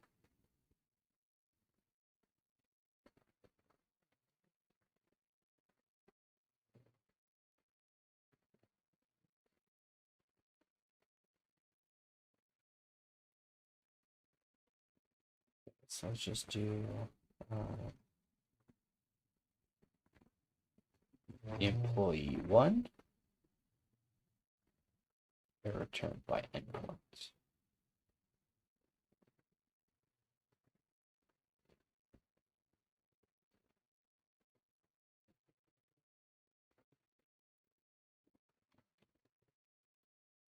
Let's do server jack.ca. That might be what's needed here. And server jack.ca. Server .ca. Let's see if that works.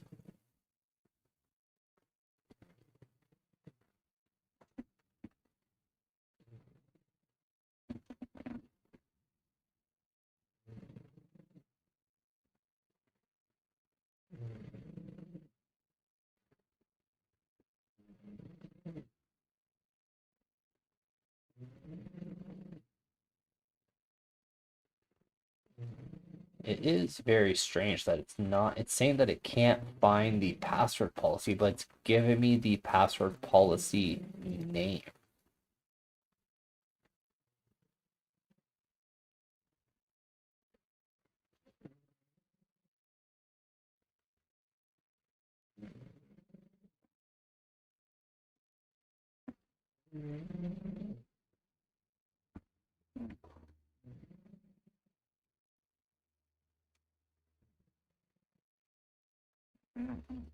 I wonder if I just do this.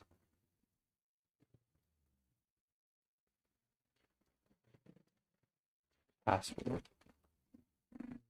policy.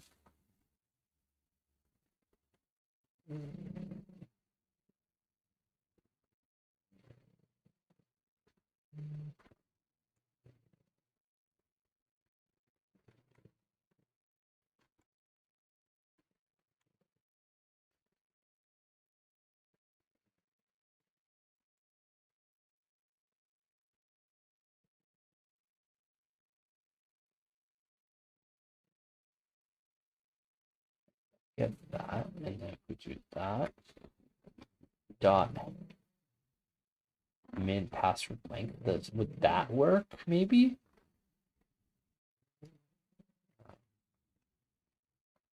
Let's go ahead, let's try that.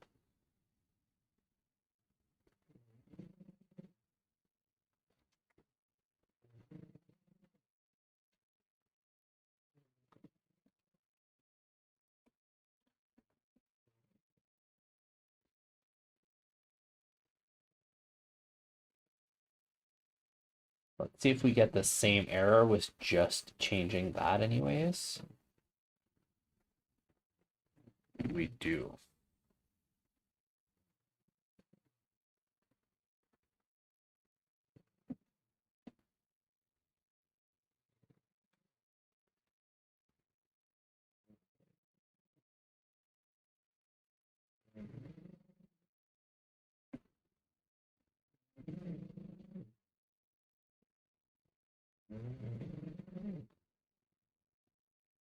I have it set to employee 1, which is the exact same one that we're using as the test here.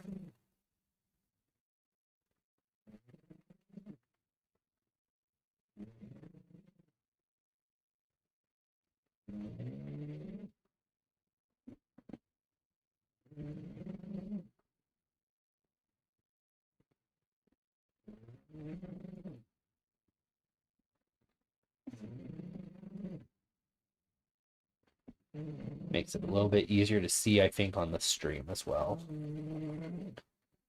I'm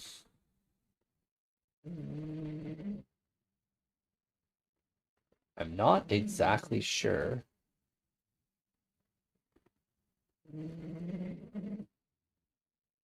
That's what I'm not really 100% positive on right now. I don't think it can. So let's actually just simplify this all together. And let's just return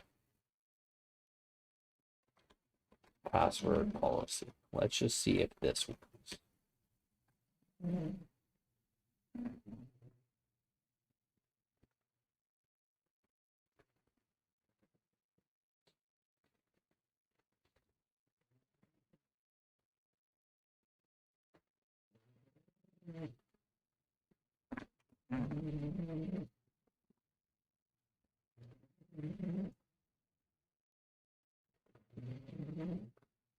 Yeah, it seems like this itself does not even want to work on the PowerShell Universal. It seems like it just does not. The AD module is definitely loaded in because I can get so I can already get the AD groups and the AD user. But for some reason, the password policy and even the error seems very, very odd to me because if we run the route right now as it is, it says cannot find an object with identity. It actually gives me the password policy name. Uh, but for some reason, it's not like this is the password policy that actually should bring back.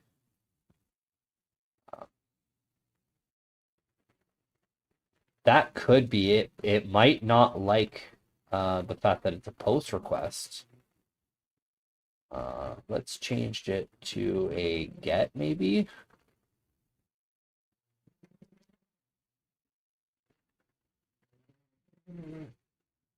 Oh, I didn't have the environment set. Maybe that's why.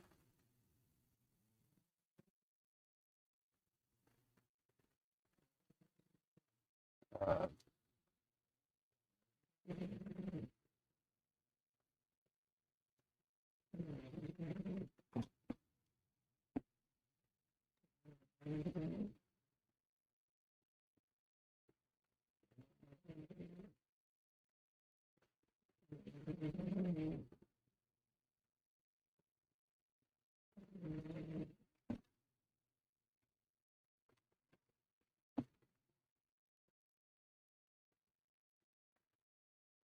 Still getting the same error here.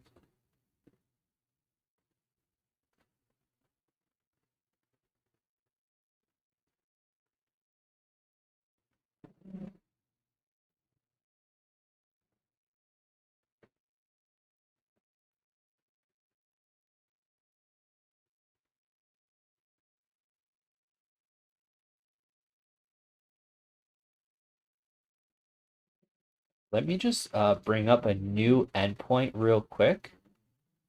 We're just going to do a test endpoint. Um,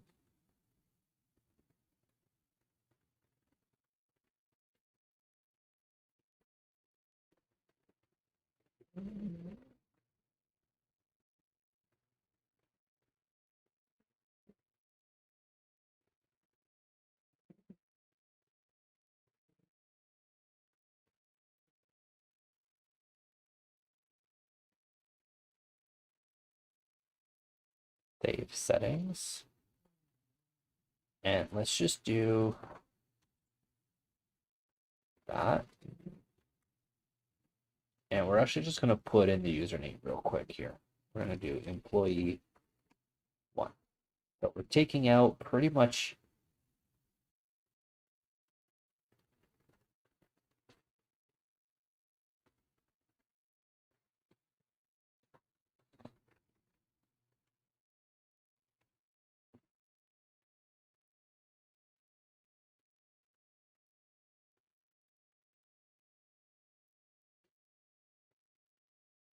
Yeah, it does not seem to like the get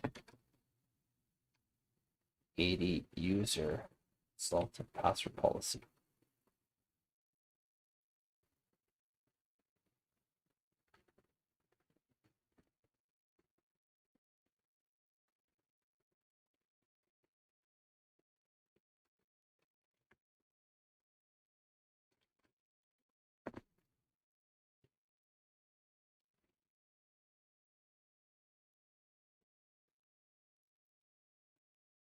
Yeah, it is not liking the get 80 user resultant password policy at all.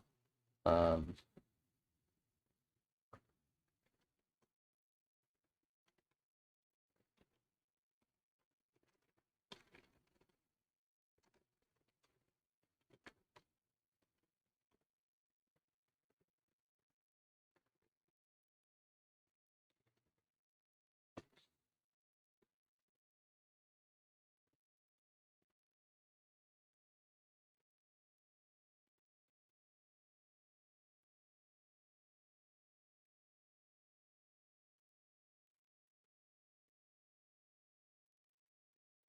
let's try.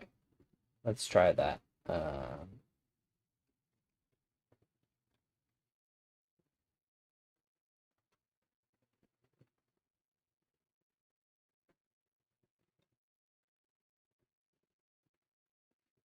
Yeah, so I could get the default domain password policy just fine.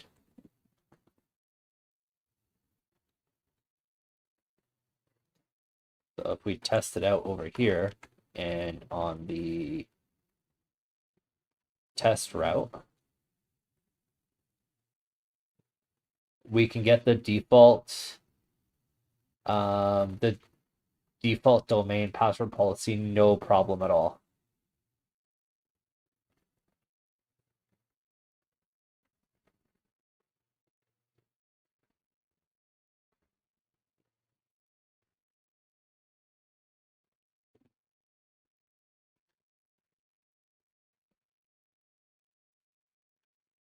I wonder if we can get the fine-grained policies.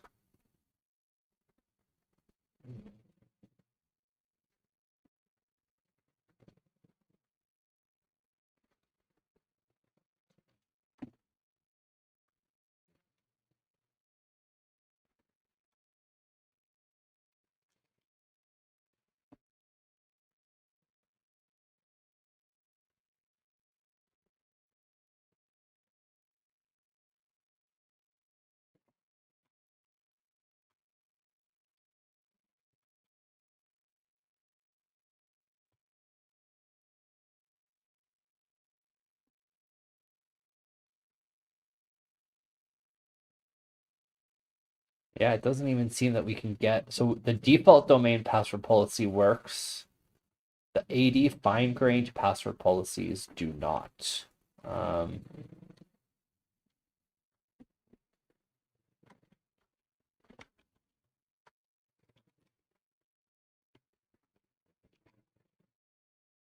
I do that, maybe. Yeah, nothing comes back out. So the default domain password policy works, but not the fine-grained password policies.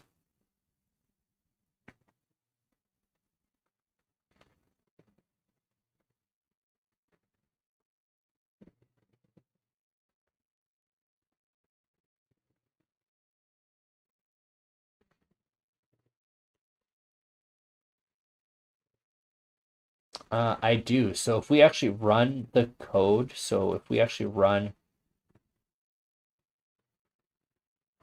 this code right now in our Visual Studio Code environment,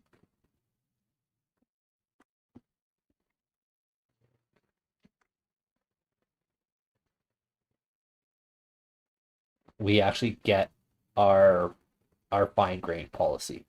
I only have one. It comes up no problem.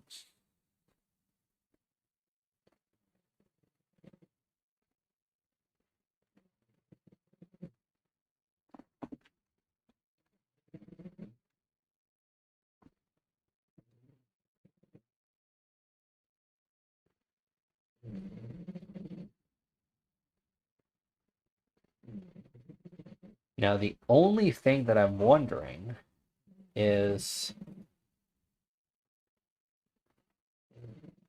it maybe because it has some type of like security settings maybe to get that policy?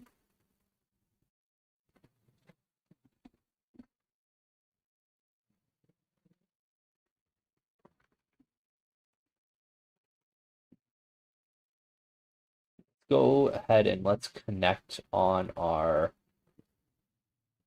DC here.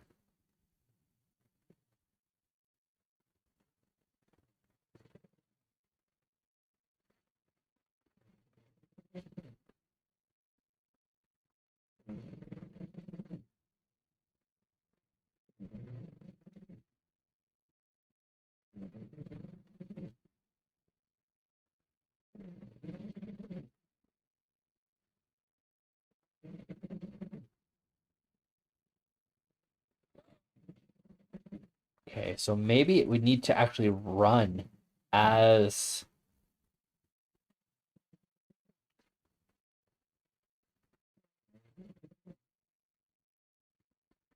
someone.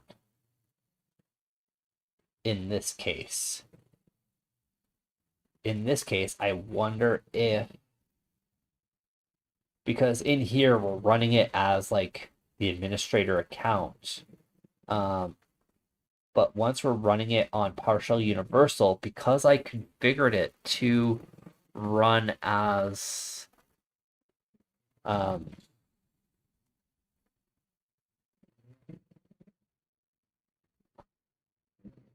like a local. Yeah, that's what I'm thinking. I'm thinking, yeah, that's what I was going to do. I was going to try also passing credentials, seeing if that would work. But I think that that'll be kind of like the tell all to see if it actually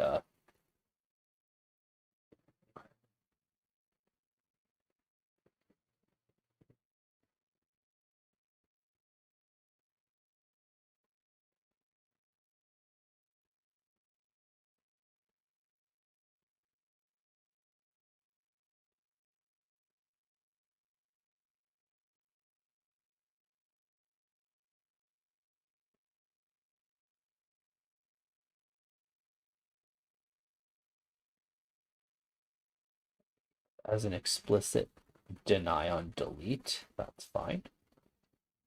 I don't want everyone to write. I want everyone to be able to read, though.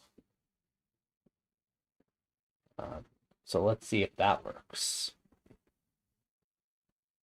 Yep, that worked. So it is actually a permissions issue on the fine-grained password policies, probably by default.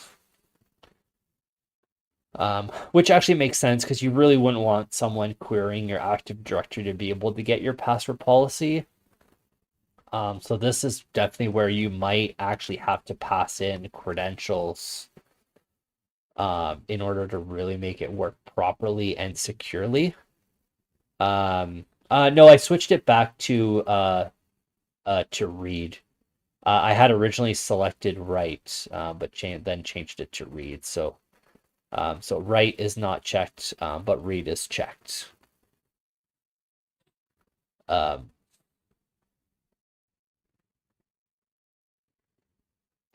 yeah, I think so too. I think in the original errors that I was getting, if I go up here, because here it just eventually is like cannot find object, but I think at one point here was insufficient access rights to perform the action. Now this might be the password reset itself. But let's go ahead and let's just try to see what happens here if I paste this back um, into the test here. Let's see what happens. Actually, we're gonna have to go back into our reset password, edit the details here. Let's paste that in here.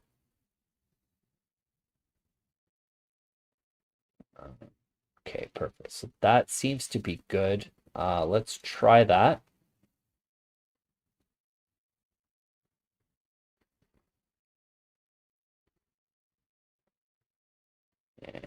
Yeah, so that's what I might have to do. I don't know if I can change it now. I don't know if that is an option or not. I might have to kind of play around with that to see if I can change. Um,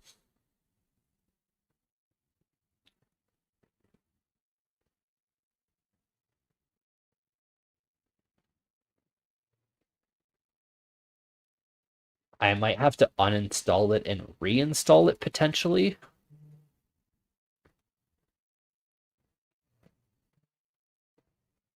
I don't 100% know right now.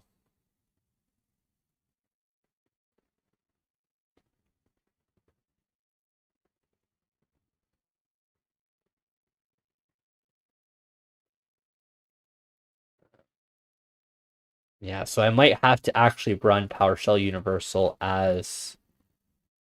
uh as a service account, like create a service account that has those rights. That might be the best bet. So let's just see if it actually ends up working or not. It probably will not. Yeah, so access denied. So I still can't reset the password because of those access limitations. So I think what we're going to need to do, I don't know if I can see PowerShell Universal here or something. I wonder if in services, I wonder if I can see it and change it. I might have to uninstall it and reinstall it. If that's the case, what we're probably going to do is we're probably going to save that for the next live stream.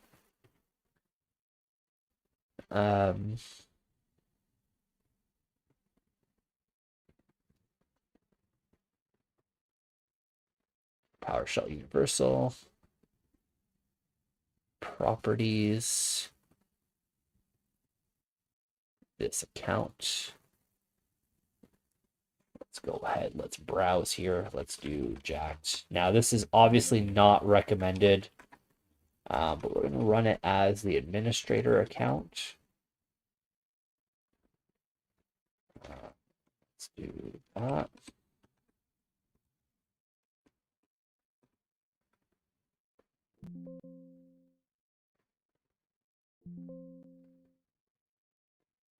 Okay, so we got to restart the service. So let's restart the service and let's see if that works. We're going to let it restart here. We're probably going to have to log back in, I'm assuming. And make sure it's actually active anyways. Admin. Okay, perfect. And let's go ahead and let's do API endpoints, reset password. Okay, let's just make sure that this works. It doesn't give us any errors. Hey, no errors. Look at that. Perfect. Thank you, guys. So yeah, so it definitely, I would recommend running PowerShell Universal as a service account and not as local system. Obviously, just right size your rights to that account as you would actually need. You don't want to be giving full-blown domain admin rights potentially to this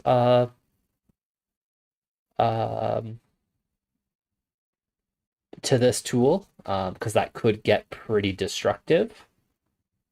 But that did work. So that's perfect. So what we can actually do, because we didn't get any output back on what the user, the password was reset to, let's go ahead and let's just add that back in here. So let's do, let's go back into the script. I like making all the changes just here in my scripts here because it just makes it a little bit easier to kind of go back and see all the different things here. So let's copy paste this result here and let's paste the result in here and let's do password equals password plain and we're going to do return results. And all we need to do is actually copy paste all of this.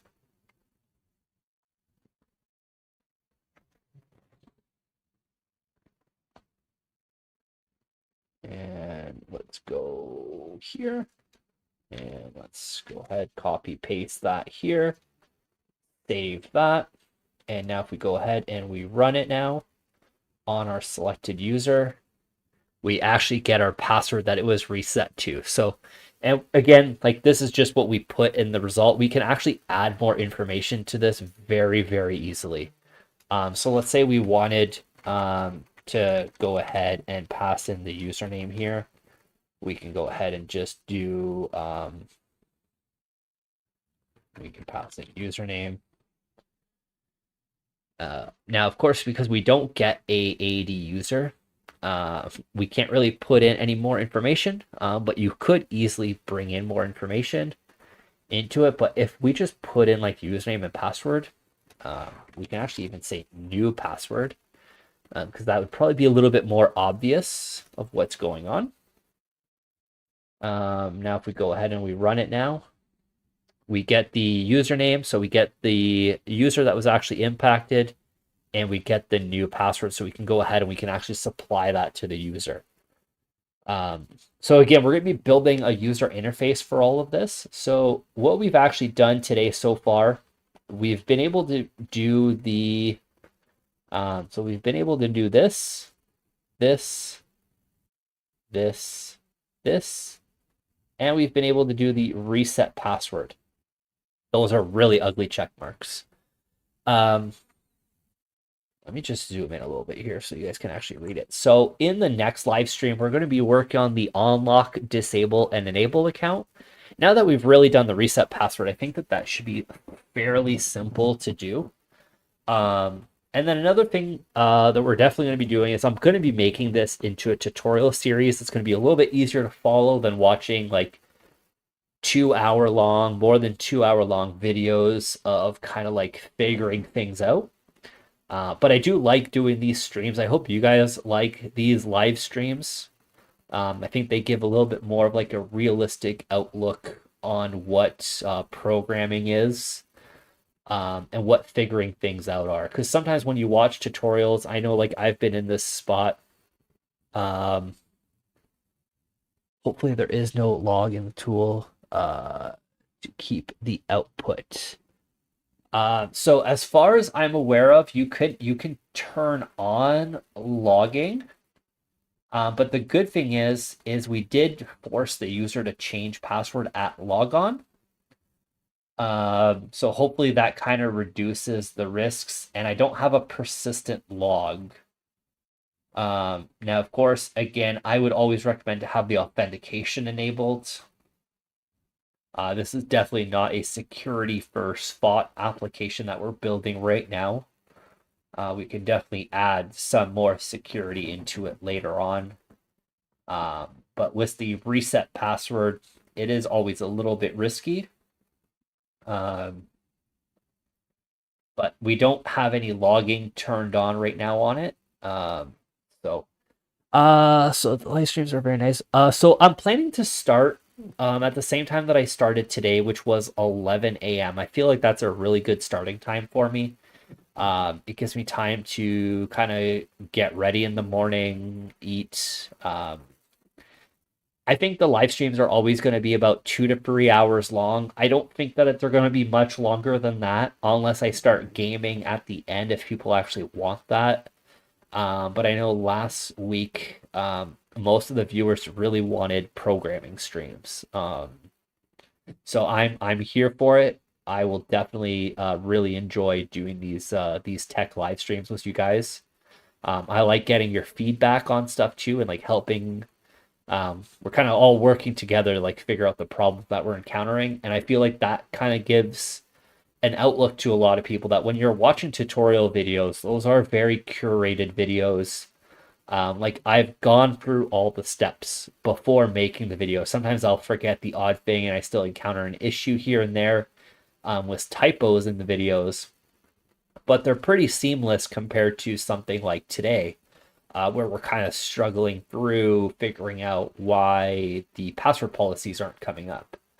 That's not something you would see on a curated tutorial video. So I kind of like that aspect of the live streams. 11 a.m. Eastern Standard Time. So the Toronto time zone, or New York time zone. Maybe eventually I'll be doing more live streams. That's kind of the goal eventually, is to do live streams maybe once during the week as well. I don't know what day yet. It would have to be after work, but perfect. Yeah, and thank you guys for watching. This was a very great live stream. I really liked getting your inputs. So we'll be back next week. We'll be continuing on with this project.